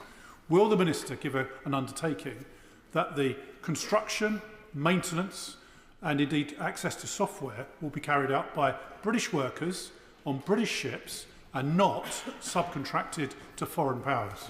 Minister. As I've said, I can't comment on individual cases, but there are processes to make sure that our national security is protected as we look ahead. Tony Vaughan. Thank you, Madam Deputy Speaker. I welcome the Minister's reassurance about the government's rigorous scrutiny of energy projects involving Chinese technologies, and I understand the argument that at the current stage of our transition to net zero, we may need to look further afield to meet our domestic energy needs. But will the Minister agree with me that the long-term plan ought to be to reduce reliance on Chinese technology in the UK energy sector and rather to use British-made green technologies where there can be no concerns around national security or about ethical supply chains? Minister. Yeah, I agree absolutely, and that's why we are doing all we can to increase capacity through things like the Clean Industry Bonus, through investment from the National Wealth Fund, through the role of GB Energy and all the other measures that we'll be taking our industrial strategy to try to ensure that we keep the jobs in the UK and we create new jobs in the UK too. Dave Dugan. Thank you, Madam Deputy Speaker. Ministers all over the place on this. In her opening remarks, she said that the United Kingdom has a world-leading renewable energy industry. Well, if we did, we wouldn't be having this discussion about foreign imported infrastructure. So will she commit to understand, notwithstanding the total failure of the Tories over 14 years to invest in the industrial base of the United Kingdom, what is her strategy and her government strategy to get right in front of this, not just in terms of manufacturing, but also in terms of resource supply, enterprise resource planning, intellectual property? What is the big shift that this government has got planned? Because I just hear jibber-jabber. That's not very polite of the honourable member, but as I've said, we are doing all we can to attract investment into the UK so that we can be as reliant as possible on our own resources, and that means our own supply chain, that means attracting investment and so on, but we are doing it through the National Wealth Fund, we're doing it through GB Energy, and there was much discussion, I don't know to what extent the honourable member took part in the debate around the GB energy, the Great British Energy Bill, but we are absolutely doing that. And on an international level, as I said, this has to be solved on an international level. We're doing a lot of work with our colleagues in terms of making the North Sea the green power plant of Europe through NSEC, the North Seas Energy Cooperation Council, and we've set up the Global Clean Power Alliance. And we cannot do this alone. We cannot do it acting alone. I know that the SNP prefers that approach, but we're absolutely doing it in cooperation, but we're doing it in the best interests of the British economy as well. Alex Ballinger. Thank you, Madam Deputy Speaker. Can the Minister confirm that her department's work is entirely consistent with the government's approach to China, cooperate where we can, compete where we need to, and challenge where we must? Minister. I mean, that is exactly our approach, and that is the right approach. I don't know whether the opposition front bench would advocate not cooperating with China where we can, but they're an incredibly important player on the world stage, and we gain nothing from completely turning our backs on them and not engaging in that dialogue. Andrew Snowden. Thank you very much, Madam Deputy Speaker. Following Russia's illegal invasion of Ukraine, we saw how Russia responded in the global tariffs and sanctions market by trying to use its dominance in the nuclear fuel market to put pressure on the allies of Ukraine. And therefore, we've seen that vulnerability in our energy supply chain when our enemies and allies of those enemies want to use it against us. The former head of MI6, Sir Richard Dearland, has said that the government's target to decarbonise the grid hands power to Beijing. And when we talk about having reliance on dictator states, we have enough oil and gas in the UK to do that without any reliance. So why don't we just get drilling and get our own oil and our own gas out of the ground? So has the government, given I suspect in their mad dash to decarbonise the grid are not going to do that, has the government undertaken a risk assessment of the strategic vulnerability to our national security of our increasing reliance on Chinese rare earth minerals and battery production? Minister. I think I have already made very clear, Madam Deputy Speaker, that there are ongoing conversations about that, and we take national security incredibly seriously when we look at investment decisions. In terms of what he had to say about producing more oil and gas here for our own use, I think he needs a lesson in how the energy markets actually work. There's no guarantee that it would be used here. Harriet Cross. Thank you, Madam Deputy Speaker. The issue with this is the rush that the Labour government have to decarbonise by 2030. Because of that rush, we do not have the capabilities in this country at the moment to fulfil all the requirements that are needed to deliver those projects. Until the point where we will always be reliant on overseas powers, overseas people like the Chinese government, like Chinese manufacturers, to deliver what we need in order to decarbonise. Is this government prepared and happy to sacrifice our national security and our energy security in order to reach that 2030 target? Minister. That sounds very much like the honourable member has made the case for an industrial strategy that ensures that we can match demand with supply, and that's an approach that was particularly missing from the last government. Sammy Wilson. Thank you, Madam Deputy Speaker. Almost on a weekly basis, we are lectured by the net zero obsessed Secretary of State that the race for renewables is necessary in order to give us a secure future supply of energy in this country. And yet, the renewable industry is increasingly dependent upon Chinese technology and rare earth metals, which the Chinese control 70% of. So we're placing our future energy supply in the hands of a dictatorship which has proved itself in other states to be willing to use the infrastructure to blackmail the countries in which it's based. Is this not a case that we should be looking at the supply of fossil fuels that we have in this country, decades of gas and oil which could be used? We would secure this, we'd be sure we could use it and we wouldn't be interfered by others in using it. Minister. We absolutely believe that the best route to energy security is by our Clean Power by 2030 mission and further investment in renewables, and that remains our stance. Final question, Jim Shannon. Thank you, Madam Deputy Speaker. Can I thank the Minister for her answers to the questions? The Minister will be aware that the costly environmental obligations which government imposes on home manufactured goods are not adhered to by many other nations, which prevents our UK manufacturers from being able to compete on many occasions. Combined with human rights breaches routinely carried out by the Chinese business on Uyghurs, on Falun Gong, on Christians and many other ethnic minorities. Does the Minister not agree that these considerations must be equally weighted with cost, and it will seem that human rights and Chinese production will never add up, and this must inform any contract offered by this nation of ours? Thank you. Minister.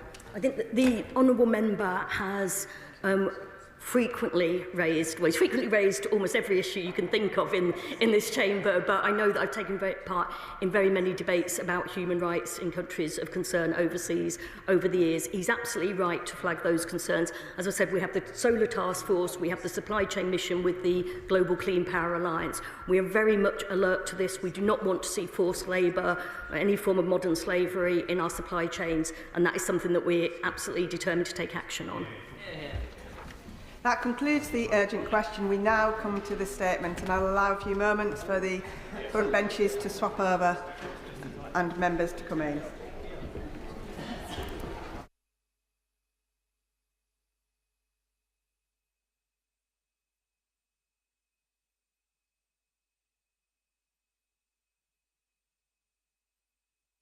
Statement, Minister Dan Jarvis. Thank you. With permission, Madam Deputy Speaker, I will make a statement on the publication of the Prevent Learning Review into the perpetrator of the attack that tragically killed Sir David Amess on the 15th of October 2021. Sir David Amess was a beloved member of this House, a hugely respected parliamentarian. His popularity extended right across the political divide. To win and keep the respect of those outside one's own party is, as we all know, a rare accomplishment. Over nearly 40 years of service in this place, Sir David fought every day for his constituents. He advanced numerous causes with compassion, persistence and skill, and members on all sides of the House knew him as a warm, respectful and always fair parliamentarian. His legacy lives on, not least in Southend, which now has the city status he campaigned so determinedly for. He will never be forgotten, and as the motto on Sir David's memorial shield behind me states, his light remains. Now, whilst this House has lost a hugely valued member on that terrible day, Sir David's wife and children lost a loving husband and a devoted father. They are in our thoughts and prayers today and always. Together with the Home Secretary, who spoke with Sir David's family recently, I recognise the courage and persistence they have shown in seeking the answers that they deserve. As the House will know, it was a heinous act of violence on the 15th of October 2021 that took Sir David away from those who knew and loved him. The killer, Ali Harbi Ali, and I won't say his name again, was convicted of murder in April 2022 and received a whole life sentence. The judge said that this was a murder that struck at the heart of our democracy, and he had no doubt whatsoever that the nature of this case meant that the perpetrator must be kept in prison for the rest of his life.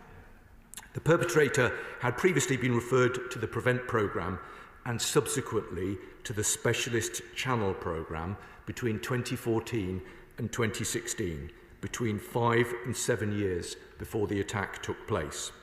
Immediately after the attack, a Prevent Learning Review was jointly commissioned by the Home Office and Counter-Terrorism Policing to examine what happened in the case and see whether lessons needed to be rapidly learned.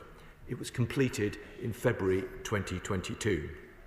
Now, last week, I made a statement to the House on the Government's publication of the Prevent Learning Review concerning the perpetrator of the abhorrent attack in Southport.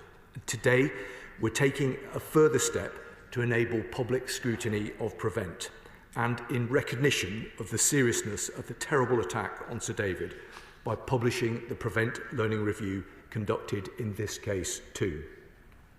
The perpetrator of the attack on Sir David became known to Prevent in October 2014, when he was referred by his school after teachers identified a change in his behaviour. The case was adopted by the Channel Multi-Agency Early Intervention Programme in November of 2014. An intervention provider who specialised in tackling Islamist extremism was assigned to work with him. The perpetrator was exited from Channel in April 2015 after his terrorism risk was assessed as low. A 12-month post-exit police review in 2016 also found no terrorism concerns, and the case was closed to Prevent at that point. There were no further Prevent referrals in the 5 years between the case being closed and the attack. The Prevent Learning Review examined how Prevent dealt with the perpetrator's risk and how far the improvements made to Prevent since he was referred 7 years prior would have impacted upon his management.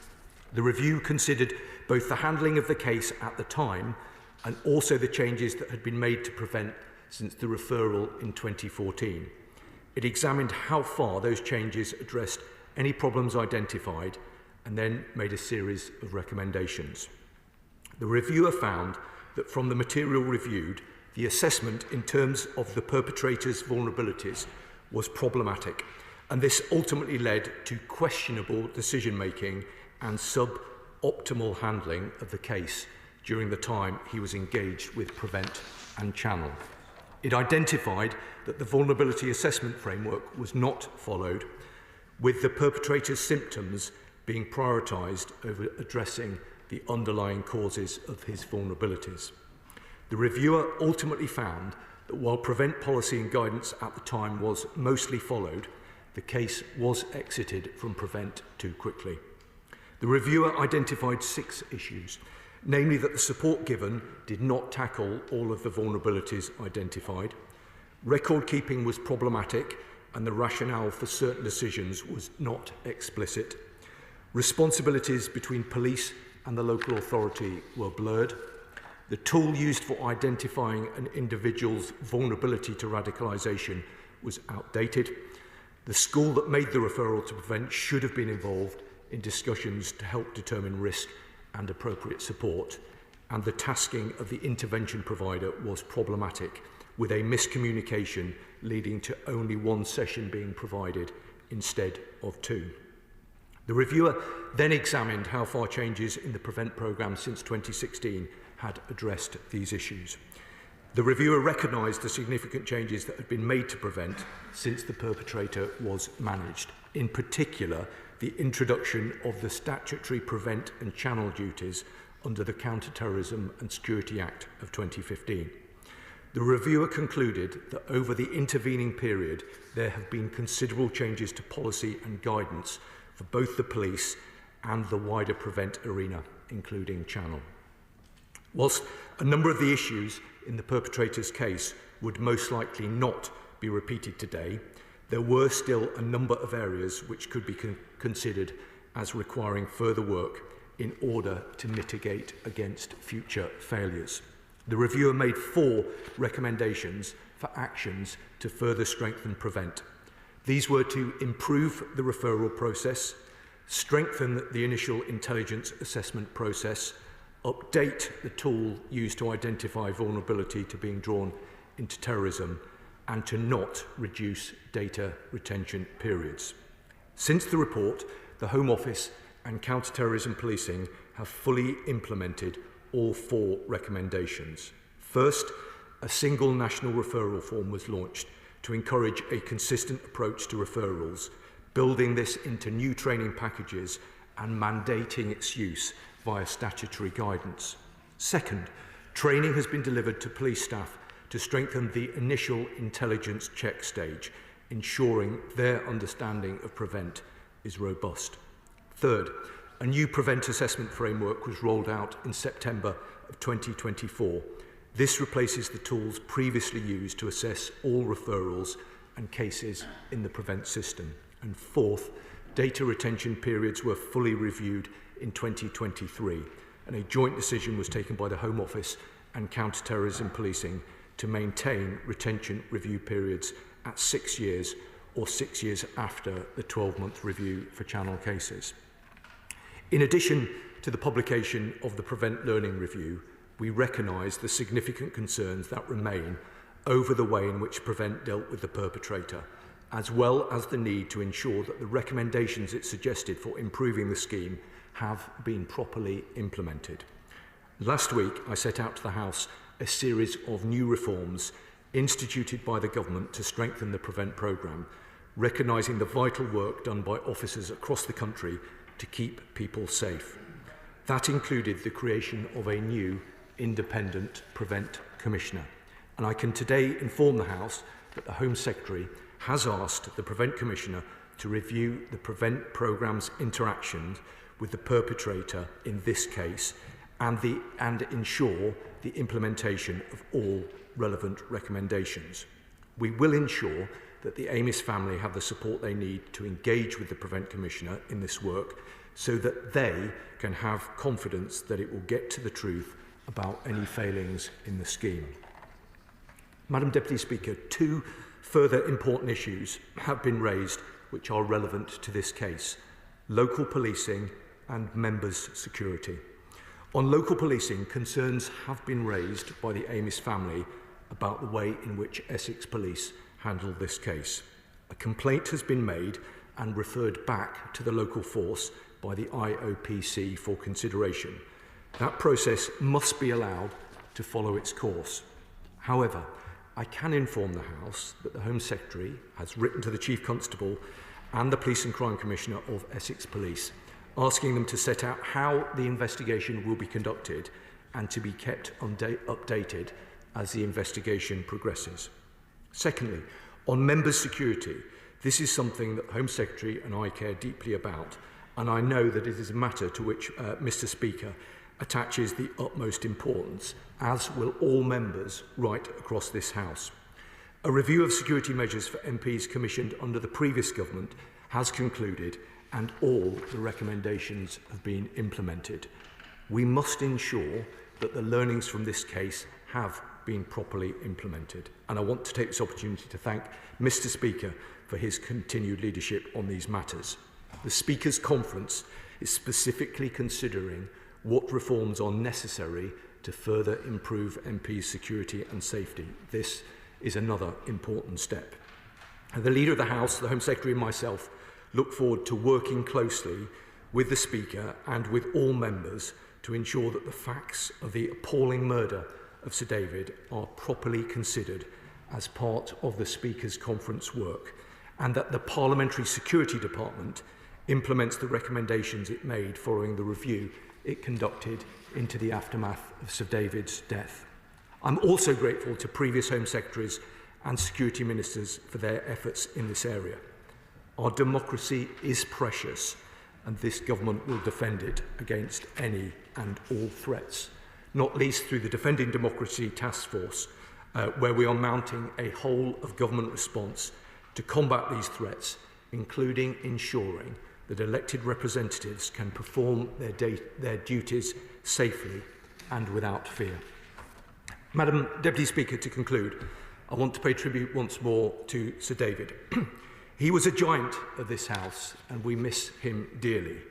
In all that he did, Sir David epitomised public service at its best. It is beyond a tragedy that we can no longer seek his advice or rely on his wisdom. We can, though, follow his example and devote ourselves every day to the task of building a better and safer Britain. That is our shared challenge, Madam Deputy Speaker, and under this government, nothing will matter more. I commend this statement to the House. I call Chris Philp, Shadow Minister. Thank you, Madam Deputy Speaker. And let me start by thanking the Security Minister for providing advance sight of his statement and advance sight of the Prevent Learning review into Sir David Amos's tragic murder, and for the courtesy and collegiality with which he's conducted our discussions on this topic in recent days. I'm grateful to the Security Minister for that. Let me now add my words to those of the Security Minister in remembering our colleague Sir David Amos.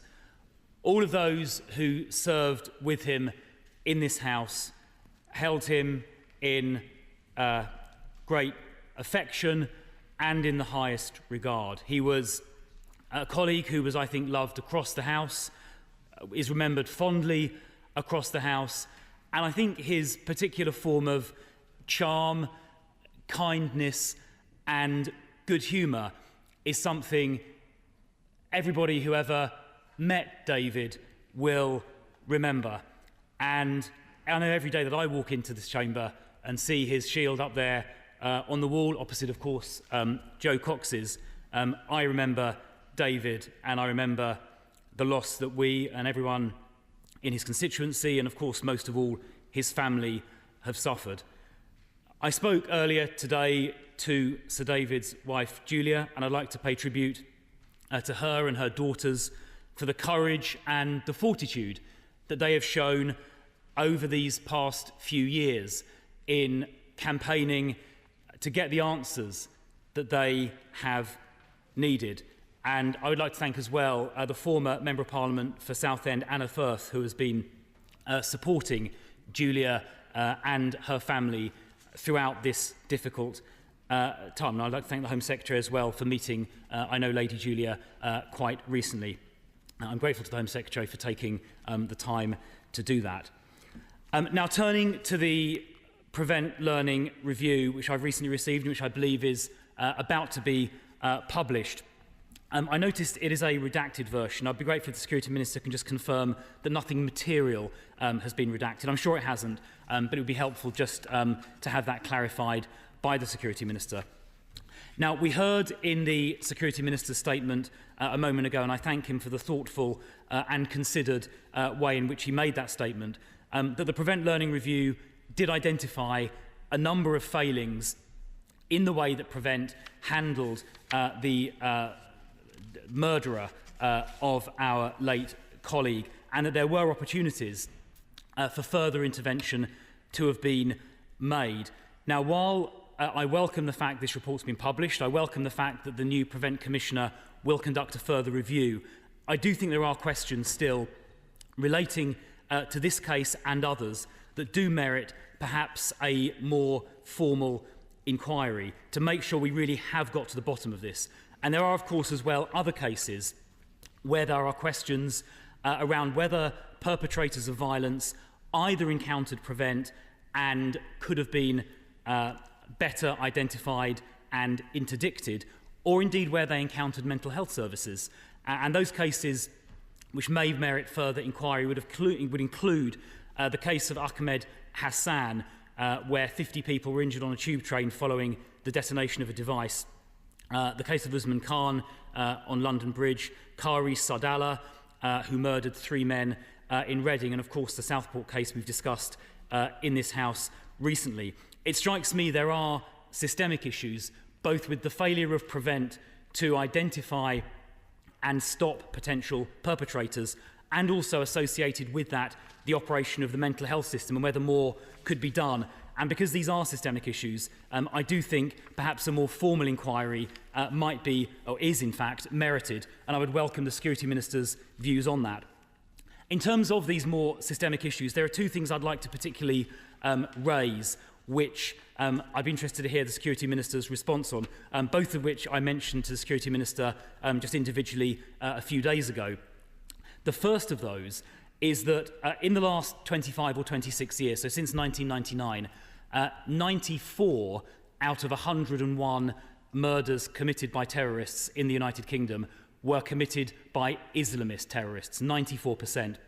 And yet, for the most recent figures available, only 13% of the Prevent caseload relates to Islamist extremism, which suggests on the face of it quite strongly that Prevent is under-engaging those with Islamist ideologies who go on to commit these serious offences.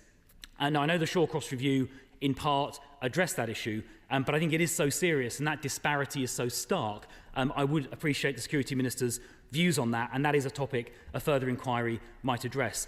The second area, which the Security Minister and I briefly discussed on Monday evening, concerns the mental health bill currently making its way through the House of Lords. Now, many of these cases entail extremist terrorist ideology, but many of them also touch on mental health issues and whether better treatment should be given, or indeed whether people should be sectioned and detained under the Mental Health Act in order to protect the public. That consideration is relevant, of course, to the Valdo Caldaconi case, as well as some of these cases that I've mentioned here. The bill, as drafted, for reasons I think ministers in DHSC have set out, makes it harder to detain people under the Mental Health Act. And I'm concerned that may inadvertently have adverse implications for public safety if people who should be detained under the Mental Health Act to protect the public might now not be detained. And that is a matter of concern. And as the Security Minister in the Home Office, I know that the Security Minister will want to respond specifically to that issue. But Madam Deputy Speaker, this matter started from a terrible tragedy. More than just a colleague, a loved colleague, a husband and a father lost his life in the course of doing his duty as a Member of Parliament. Of course, part of the testimony to Sir David is the fact that Southend is now a city. That is a memorial that will last forever. But let us make sure we also learn those lessons and take the actions needed to make sure this doesn't happen again. Minister. Thank you. I'm grateful to the Shadow Home Secretary for the points that he's raised and for the way in which he's approached this statement.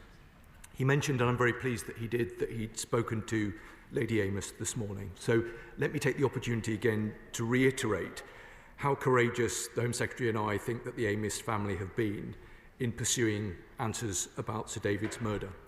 They entirely understandably wanted the government to publish the Prevent Learning Review, and we've done that today. And as I referenced earlier, the Home Secretary has also asked the Independent Prevent Commissioner to look carefully at the details of this case, and we will progress that at pace. The Home Secretary, as I referenced earlier, has also written to Essex Police about this matter.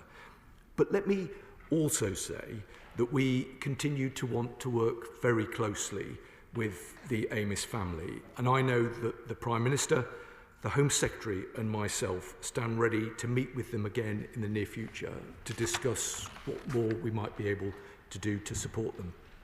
The Shadow Home Secretary specifically asked me about redactions in the Prevent Learning Review, and I'm happy to confirm that nothing material has been redacted. The report is now live on gov.uk, and it contains only very minimal redactions. These are to obscure the names of people that worked with the perpetrator, including teachers and police officers, and personal information about the perpetrator's family, and some national security sensitivities, but nothing material has been redacted. Can I say to the Shadow Home Secretary that I hope that there is much common cause here.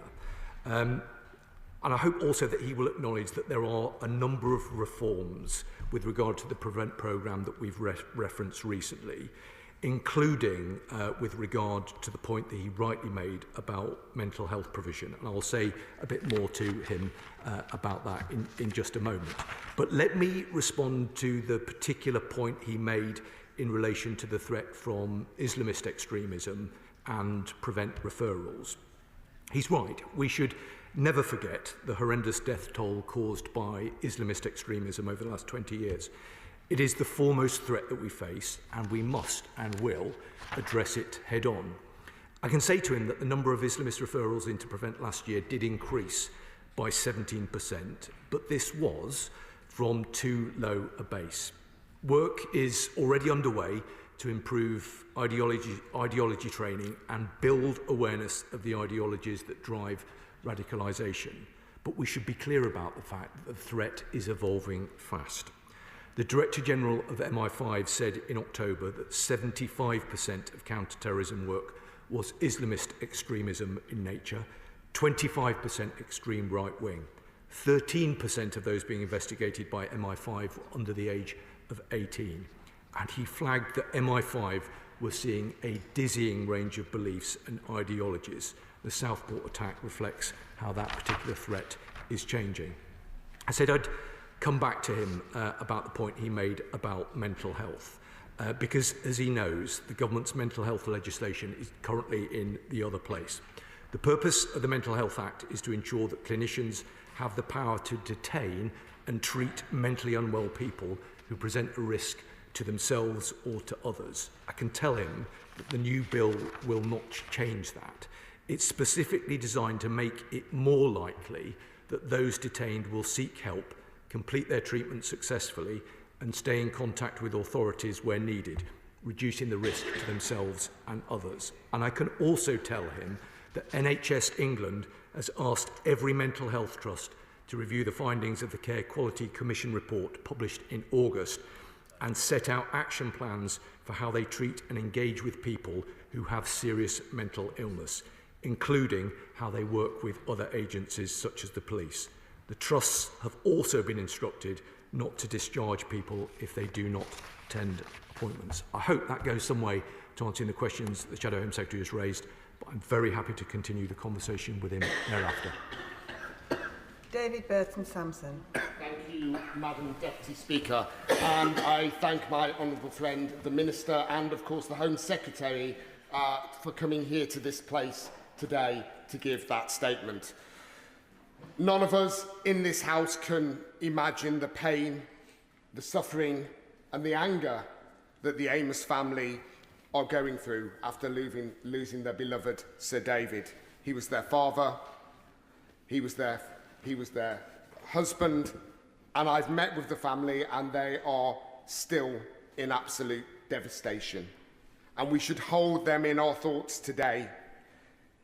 We should never forget Sir David, and I pay tribute to him and to the family for the way that they have conducted themselves throughout this whole sorry affair. I will continue working closely with the family and with the Home Secretary and her team to ensure that they get the support that they need and that they get the answers that they need. We'll never forget Sir David in Southend, and shortly we'll be putting some memory boards up on the Chalkwell Lifeguard Station reflecting Sir David's life and also our journey to becoming a city. And I thank Lady Julia and the local councillors for working closely with me on this project. I also welcome the news today that the Prevent Commissioner will be reviewing this particular case and will be reviewing the implementation of the recommendations in relation to this case. And I'm also glad to hear that the Home Secretary has written to Essex Police about the complaint that has been logged. And I thank her for her support in this matter. It's important that that matter is seen through so that once again the family get the answers that they deserve. So I ask the Minister and obviously the Home Secretary to give me the assurances that they will continue to work closely with me and most importantly the Amos family so that we can get them these answers and we can give them the comfort so that they can move on with their lives. They'll never forget, but we can help them to now move forward. Thank you. Minister. I'm very grateful to the Honourable Member, not least because this is, of course, an issue that will be of the most profound importance to his constituents. He's completely right that we must hold Sir David's family in our thoughts and in our hearts today. And he's also completely right that we should strive to ensure, and I know that we will, that we never forget Sir David. The Honourable Member is standing very close to the point at which I remember Sir David used to stand. He was, amongst many other things, a complete master of the pre-recess adjournment debate. And I can see him now, stood there, confidently, expertly, authoritatively reading off a very, very long list of requests that he completely expected the government to get on with and deliver for his constituents. He was truly inspirational, and we will never forget him. And of course, I can give the honourable member absolutely the assurances that he seeks, that we will continue to work with the family and with all members to ensure that both through the work of the Independent Prevent Commissioner and the work that I referenced earlier with regard to the Home Secretary writing to Essex Police, that we will continue to work closely with the family and ensure that they get the answers that they rightly deserve. Liberal Democrat spokesperson Lisa Smart. Thank you very much, Madam Deputy Speaker, and I'm grateful, as I always am, to the Minister for advance sight of his statement. What happened to Sir David Amess was a terrible tragedy, and though I am new to this House, I have heard many stories of his kindness and his compassion, and I know he is sorely missed across these benches. We owe it to Sir David's grieving family and to the people of Southend to ensure that a tragedy like this can never happen again. And that means ensuring our counter-terrorism strategy is fit for purpose and able to work with communities to tackle the modern challenges our world is facing. The Liberal Democrats have long raised questions about whether Prevent is best placed to deliver this. And as we've learned over recent weeks, these failures are not happening in isolation. So it's right that the government has asked the Prevent Commissioner to look at this case. I would welcome further assurances that the Commissioner will have a wide-ranging remit to take a comprehensive look at Prevent, and I would again urge the Minister to put this role on a statutory footing. This must include looking at how Prevent communicates with other agencies like local authorities and different police forces. Local communities need to be at the centre of our counter-terrorism strategy, whether that means keeping them safe and ensuring they are effectively engaged. So will the Minister outline how communities will be consulted on any upcoming counter-extremism strategies? And as the Minister mentioned, this tragic case has also brought to light questions about MP safety. So could the Minister please provide some more details on how the Defending Democracy Task Force is progressing with its work, particularly in the area of helping to keep members and their families safe? It's my hope that we can continue to work across this House to deliver the effective counter-terrorism strategy our country deserves. We owe it to the Amess family to make this a reality. Thank you, Madam Deputy Speaker. I'm very grateful to the Honourable Lady for the way that she's approached this statement and for the very sensible and reasonable points that she's made today, as she always does. She made an important point, I think, about the role and remit of the Independent Commissioner. I hope that she would acknowledge, as all honourable members I hope would, that Lord Anderson is somebody who is superbly qualified to fulfil this role. He is a complete expert in this particular area of public policy, and he brings an authority, a credibility and an integrity to the role. And the Home Secretary and I look forward to working closely with him, but of course I reiterate the point about his independence. She rightly, I think, raised the importance of the work that is taking place across government with regard to counter-extremism. That is work that is underway and is something that is being progressed very closely with other government departments, specifically with MHCLG, but it is a priority for this government, and we will endeavour to update the House in the relatively near future about the progress that is being made with that work. Finally, I'm grateful to her for referencing the work of the Defending Democracy Task Force. This was an initiative that was set up by the previous government, but it is a process that we think is absolutely fundamental to ensuring that those people who step forward to serve as elected representatives, whether it is in this House or local government, whether that be police and crime commissioners or metro mayors, are able to perform their duties without fear or favour. And the remit of the Defending Democracy Task Force means that we will ensure the most effective cross-government response, working with operational partners and with law enforcement, so that those elected members can go about their duties unencumbered by the completely unacceptable harassment and intimidation that we continue to see. Theo Alaba. Speaker.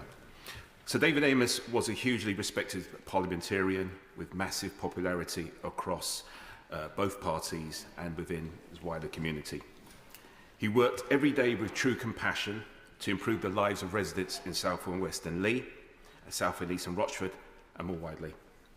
This legacy, myself and my constituency neighbour bring with us as we continue the hard work of representing our communities. I'm pleased the Prevent Learning Review published today has looked into Sir David Amess's attack.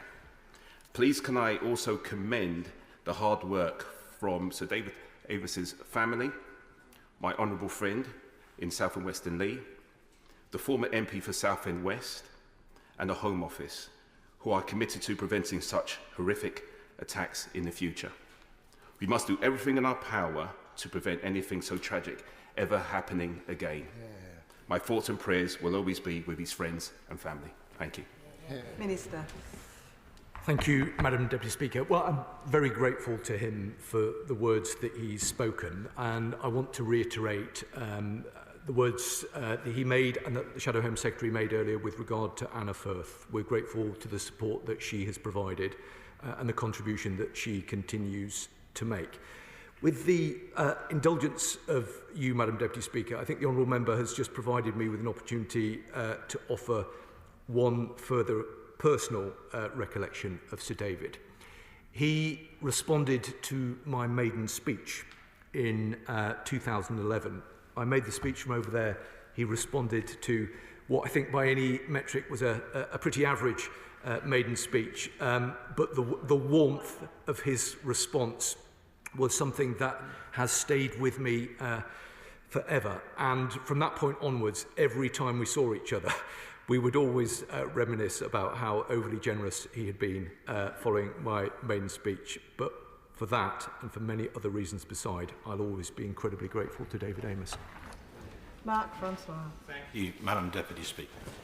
I thank the Minister for his generous tribute to Sir David. Yes, Southend is now a city, so we comfort ourselves that on that at least he won in the end. We all miss him, not least myself.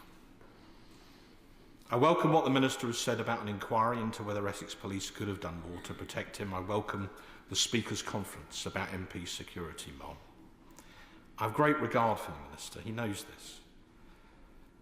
But I'm afraid to hear that Prevent may have perhaps acted suboptimally is an appalling Whitehall euphemism for errors that may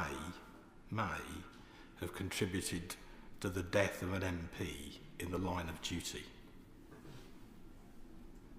On Prevent specifically, as well as possible failures there, we know that the murderer in Southport had multiple interactions with Prevent, and yet still those 3 innocent children were tragically murdered.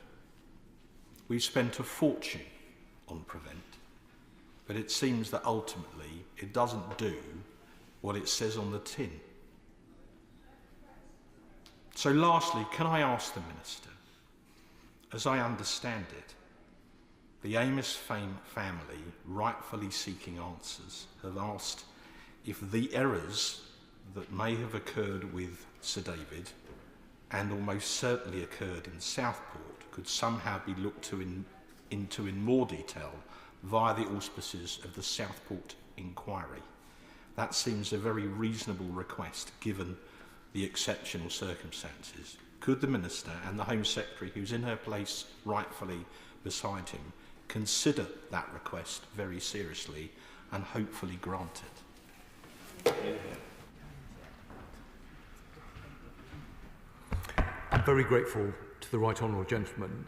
It's hard, perhaps particularly for newer members, to understand how difficult it must be for those more experienced members like himself who spent so many years on these green benches working so closely with a much beloved colleague. I know that, and looking at him and his direction, he's sat below another shield.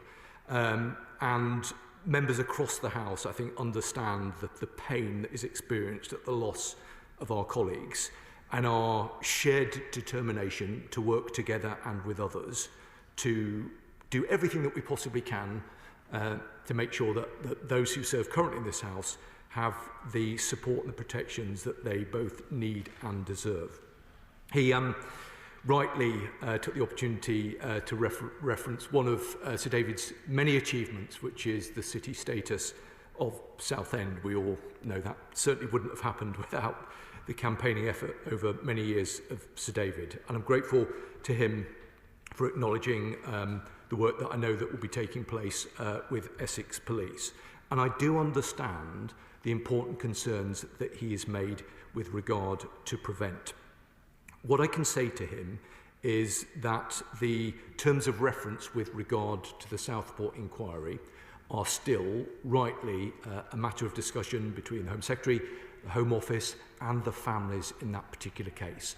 So I'm not able to make a judgment at this particular point about precisely the terms and conditions of the remit of that particular public inquiry. But what I can do is not only reiterate the point that have already been made, but a further commitment from the Home Secretary and from myself to look very carefully at this, to continue the conversation with the late Sir David's family and with other members and work out what is the best mechanism to provide them and all members of this House with the answers that they both want and deserve. Mike Taff. Thank you, Madam Deputy Speaker.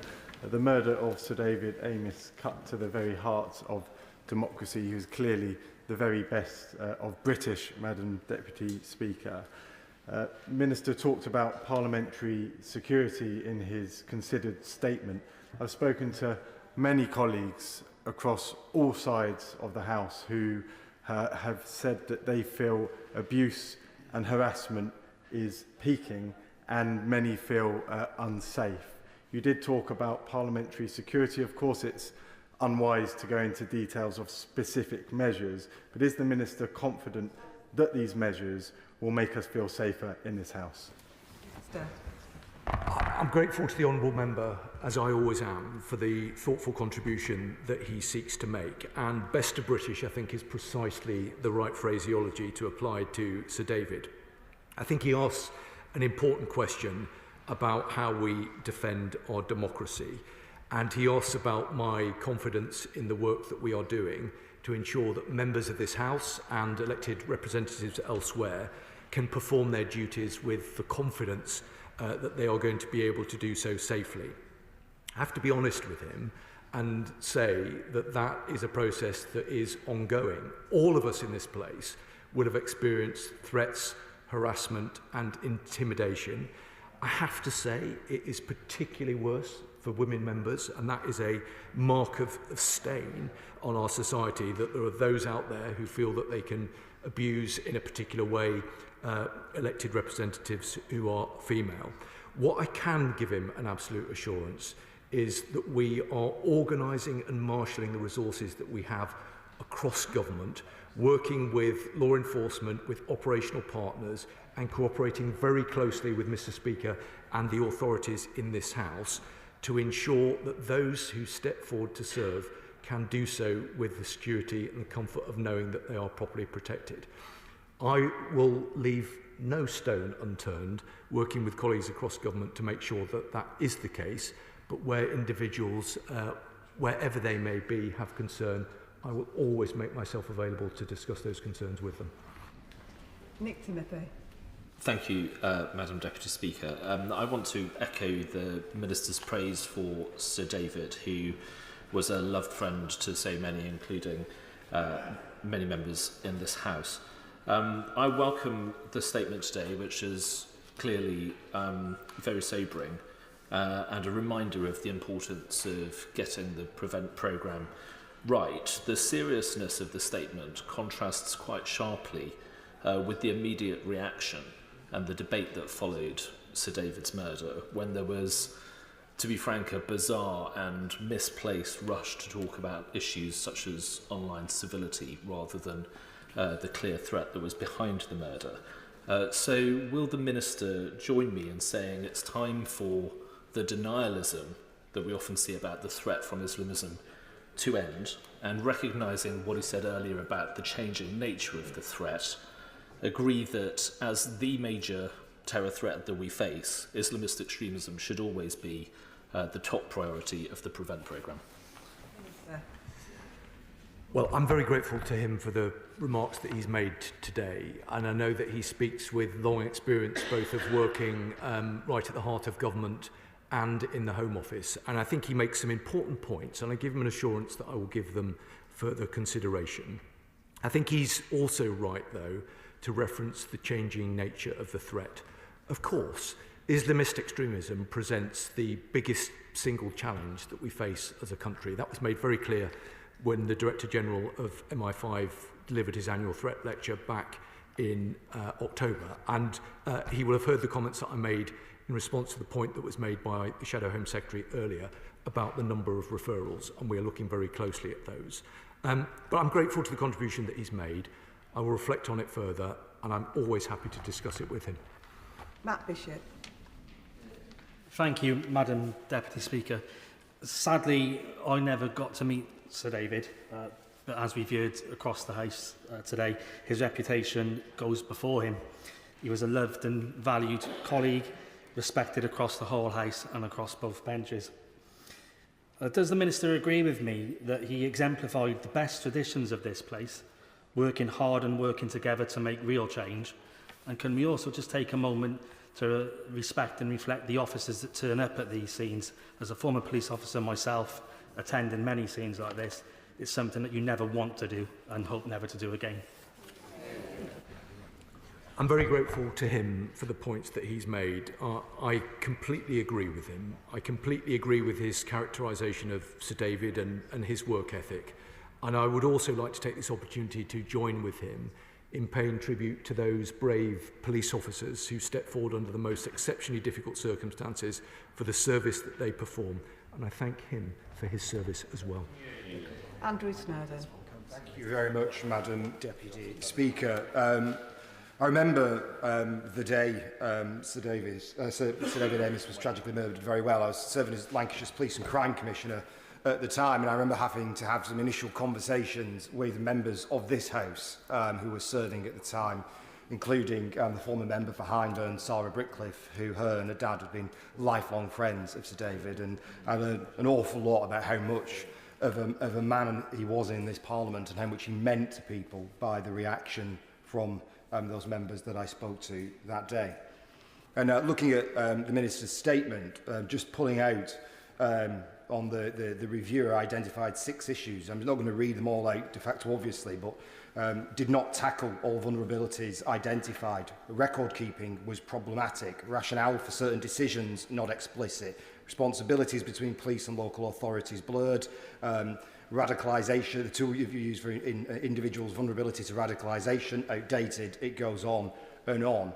These kind of words and phrases could be taken out of the statement that were made about the tragic incident in Southport. As a fellow North West MP, something incredibly important to us as well. But it could also be taken, there could be words and phrases taken out of many inquiries, many reviews, many statements over many years on cases that are similar to this. And following on from the Shadow Home Secretary's point about that differential between the number of murders that involve terrorism that have Islamist terrorism at the heart being over 90%, but only 13% of the casework being linked to Islamist ideologies is also quite stark. So for me, there are things in this that are around process, quality of following process, quality of work, the interlinking between different public services, but also about culture and about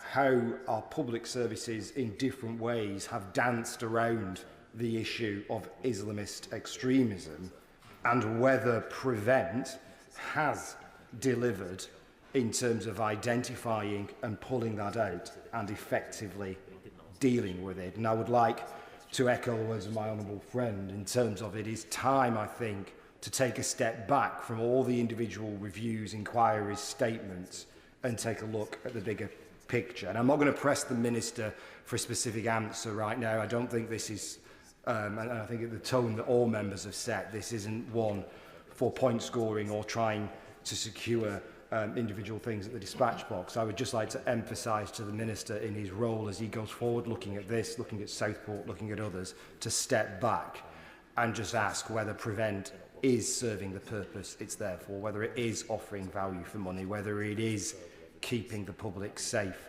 from terrorism, and whether it's time to take a broader, more strategic look rather than a case-by-case look. I'm grateful to the honourable member. As a former Police and Crime Commissioner, he brings a weight of experience which I know the House is hugely appreciative of. He's right. The Learning Review identifies a number of points that cannot just sit on a shelf. They have to be actioned, and we have to ensure that the processes that are in place are as effective as that they possibly can be. I agree with the point that he made about the disparity between the figures that he referenced in terms of the number of Islamist attacks and the number of Prevent referrals. I mean, I can repeat the point that I made earlier about the fact that there has been a 17% increase in those specific referrals in the year ending the 31st of March 2024. But I agree with his analysis, and I think he makes some important points.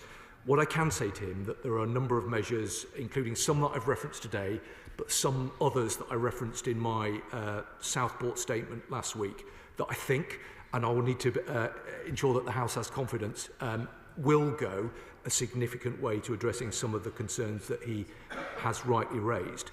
But I thought he made a particularly interesting point at the conclusion of his remarks about stepping back and taking a strategic look at whether the processes, the resources that are in place are appropriate. I will do that, but I'll also want to work very closely with Lord Anderson, because I think Lord Anderson is someone who will add a huge amount of analysis and value in this area, and I very much welcome the opportunity to work with him and with all members, including the honourable gentleman, as we, I hope, accept this as a shared endeavour to ensure that these attacks never happen again. Alex Barras-Curtis. Thank you, Madam Deputy Speaker. And first I would like to put on record my sympathies to Sir David, his family and friends. As a new MP myself, I did not have the privilege of knowing him, but I vividly remember the day on which he was murdered, and clearly from the warm words spoken on all sides of this House, he was highly regarded and is sorely missed. I want to thank the Security Minister for that detailed statement. Can he assure me that the lessons of these Prevent Learning Reviews are learned, that all recommendations are implemented, and that there is appropriate tie-in, not just between local authorities, police, national security and national crime agencies, but also with the Defending Democracy Task Force, so that we can collectively work to ensure that, that tragedies like this can never happen again. Minister. I'm very grateful to the honourable member for the remarks that he's made. I think he makes an important observation about the importance of coordination and ensuring both locally, regionally and nationally all of the relevant agencies and services are in place and are talking and communicating to each other in the most effective way. He's right to reference the Defending Democracy Task Force. That is a mechanism that I chair that brings together a whole of government response and ultimately kind of provides the fulcrum point for discussing and acting upon these matters in government. And it is our specific responsibility to ensure that the services that he's referenced are properly resourced and are properly coordinating with each other. And I'm grateful to him for the points that he has made. Stephen Gethins. Deputy Speaker, can I just agree with colleagues that Sir David Amess's kindness did not know party boundaries, and I in particular reflect that he found himself in a place of unexpected and certainly unsought popularity in the SNP group in 2015, when as a group of new MPs it turned out that barely any member had not received a kind word, a little bit of advice, or certainly some directions from Sir David in those opening weeks. And he was remembered kindly by everybody in our group, given it was a group of newbies at the time. So I'd like to put that on the record and give my thoughts to his family. In terms of the statement, I'd like to thank the Security Minister. Could he set out how ongoing assessment of the efficiency of Prevent Channel will be undertaken going forward? And also, does he feel that he has the full cooperation of social media companies in particular in taking forward his work going forward? Thank you. Madam Deputy Speaker, I'm grateful to the honourable member for his points and for his reflections on Sir David. I think he makes an important point, and in terms of the mechanism that the government will use moving forward, clearly there is the public inquiry, and that will provide a very important forum to ensure that the lessons that have been identified and further lessons no doubt that will be identified will be properly actioned and will be properly implemented.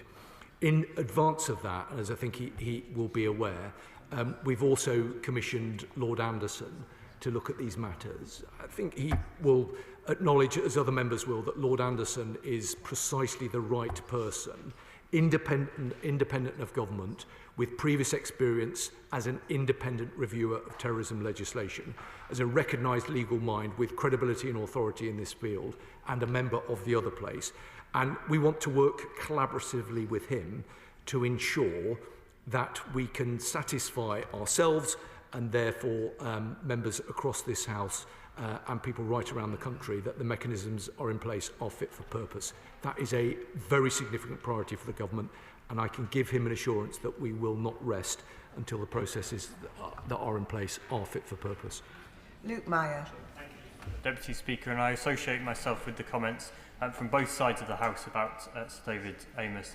One of the challenges with addressing Islamist extremism is the proliferation of hate preachers around the world, both online and in person. And I'm very concerned about the prospect of the preacher Mohammed Hoblos visiting Middlesbrough later this month. I wonder if the Minister can set out the steps he will be taking with regards to this specific case and also the broader actions he will be taking to address hate preachers around the world.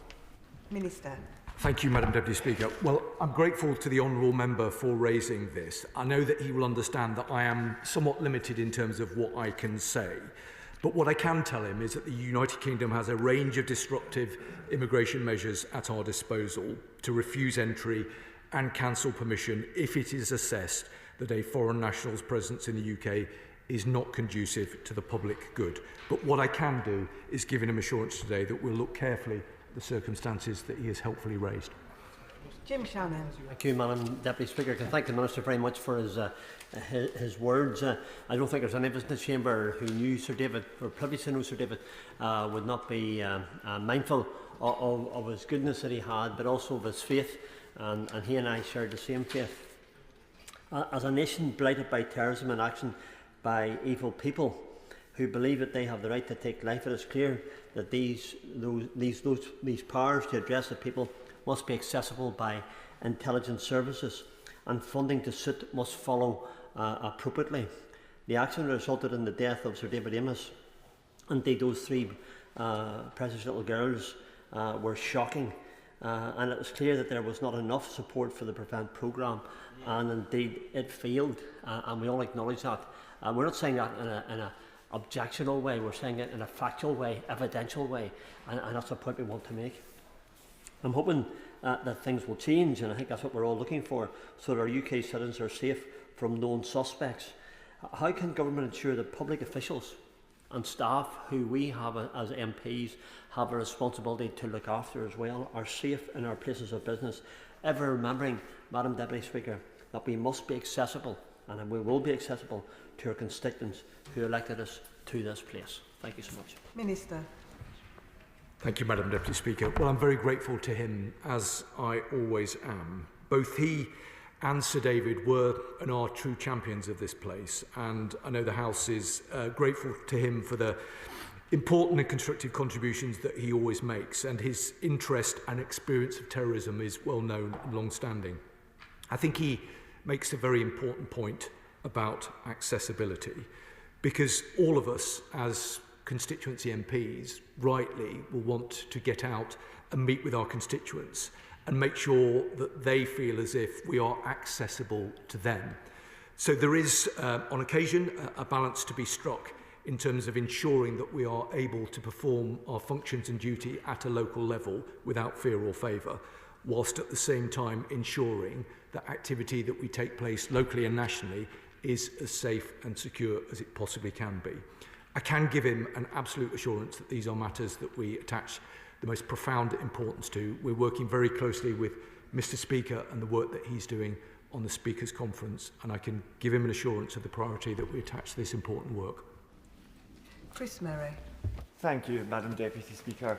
As a new member, I sadly never knew Sir David Amess, but from what people have said about his dedication to his constituents and his good humour across the House, I think he's a model for all new members to follow. At the Home Affairs Committee last week, we heard from the Permanent Secretary about how Prevent is changing and how the terror threat is changing.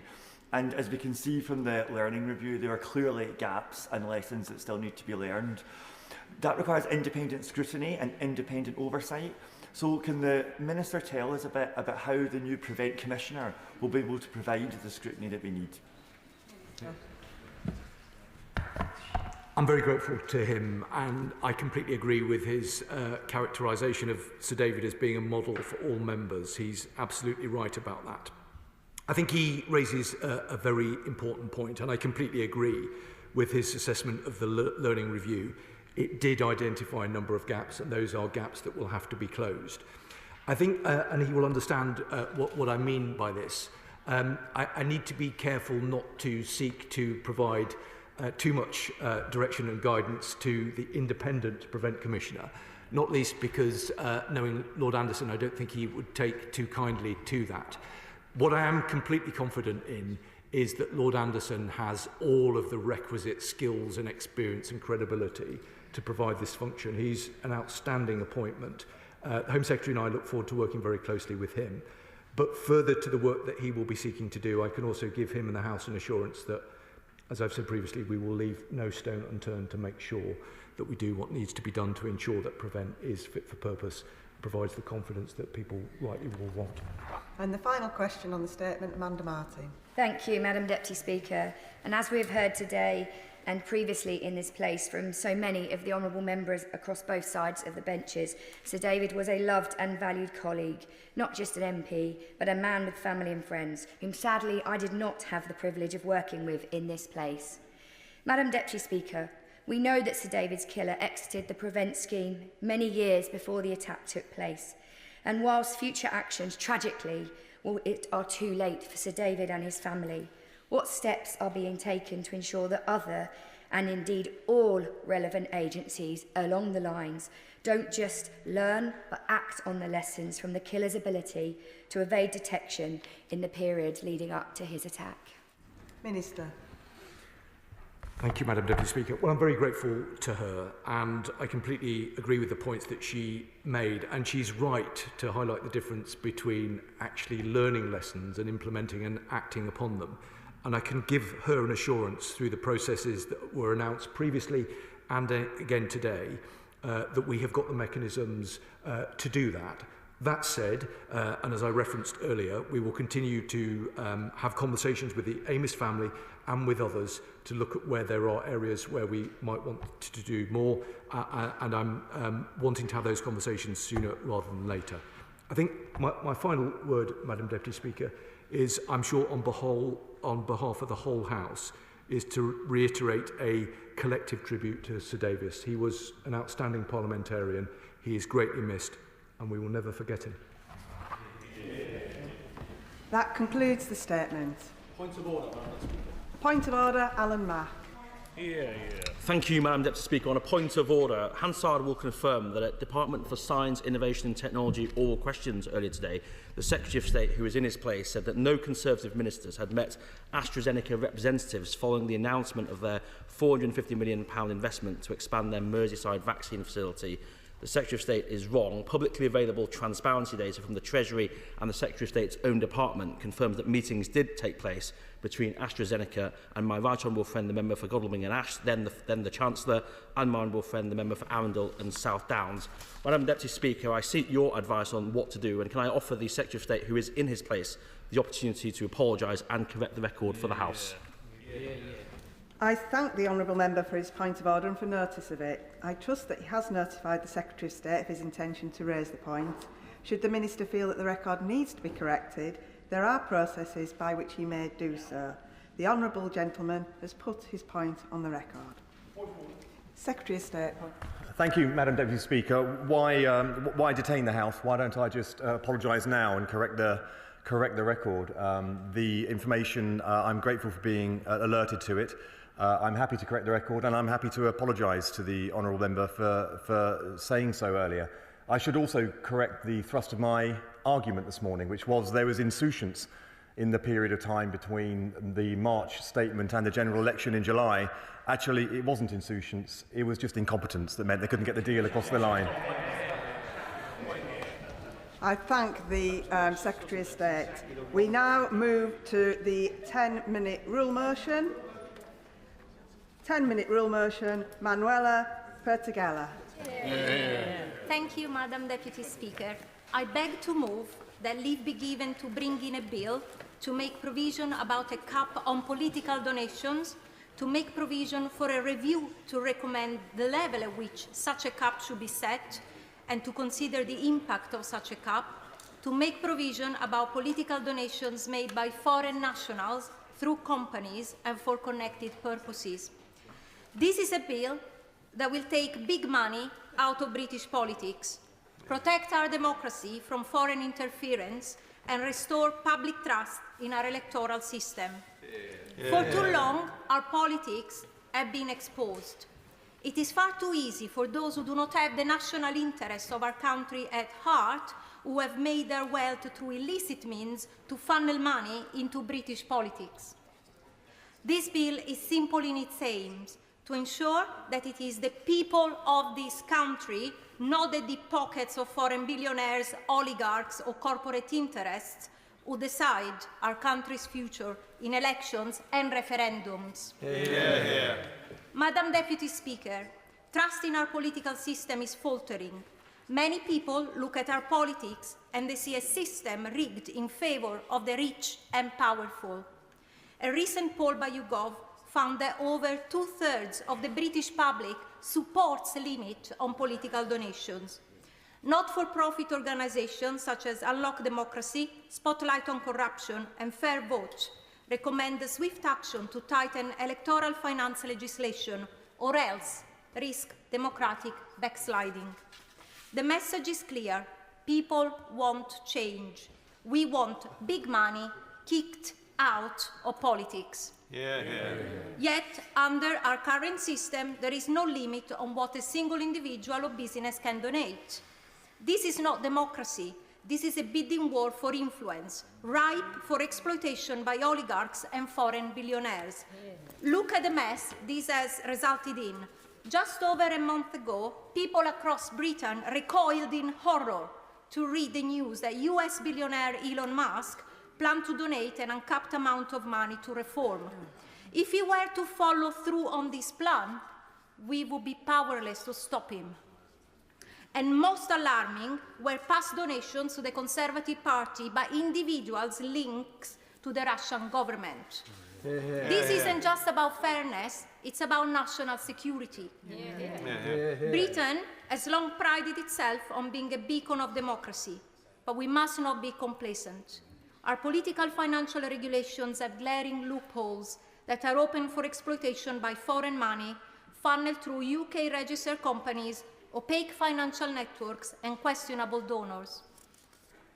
Malign actors who do not share our values of tolerance, liberty, and the rule of law should not have unrestricted access to our democracy.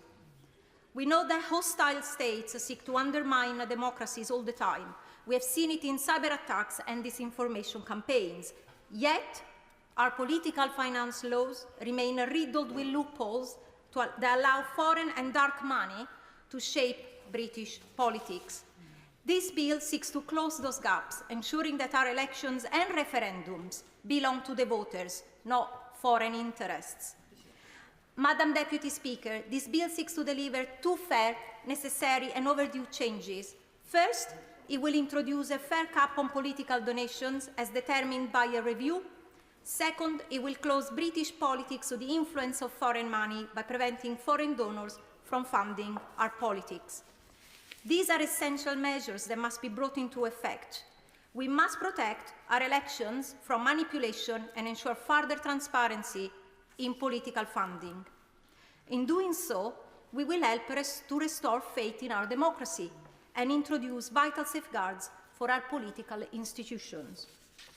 There is already a consensus in this House that foreign donations have no place in British politics, but there are gaps in the law that allow this to happen. We must act now to close the legal loopholes that allow them to flow unchecked. We in this House have a responsibility to uphold the integrity of our democracy. It is our duty to drive the change our country needs. Madam Deputy Speaker, Britain has always been a nation that stands for fairness, democracy and integrity. It is time we take a firm stand against undue influence in our politics and ensure that our democracy serves the people. This bill is not radical. It is reasonable, necessary and long overdue. It will ensure that political influence isn't bought, but earned through genuine public support. Introducing a cap on political donations isn't about limiting participation. It's about making sure that every vote, every voice, and every citizen matters equally in our political system. Let us give back control of British politics to our constituents, not to unaccountable tech billionaires or those who seek to buy influence. Let us renew our commitment to an open and fair democracy, one that belongs to the people of this country, now and for generations to come. Thank you.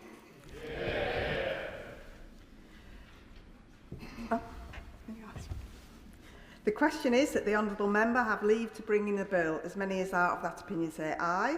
Aye. Of the contrary, no. I think the ayes have it. The ayes have it. Who will prepare and bring in the bill? Thank you. Dr. Ross Savage.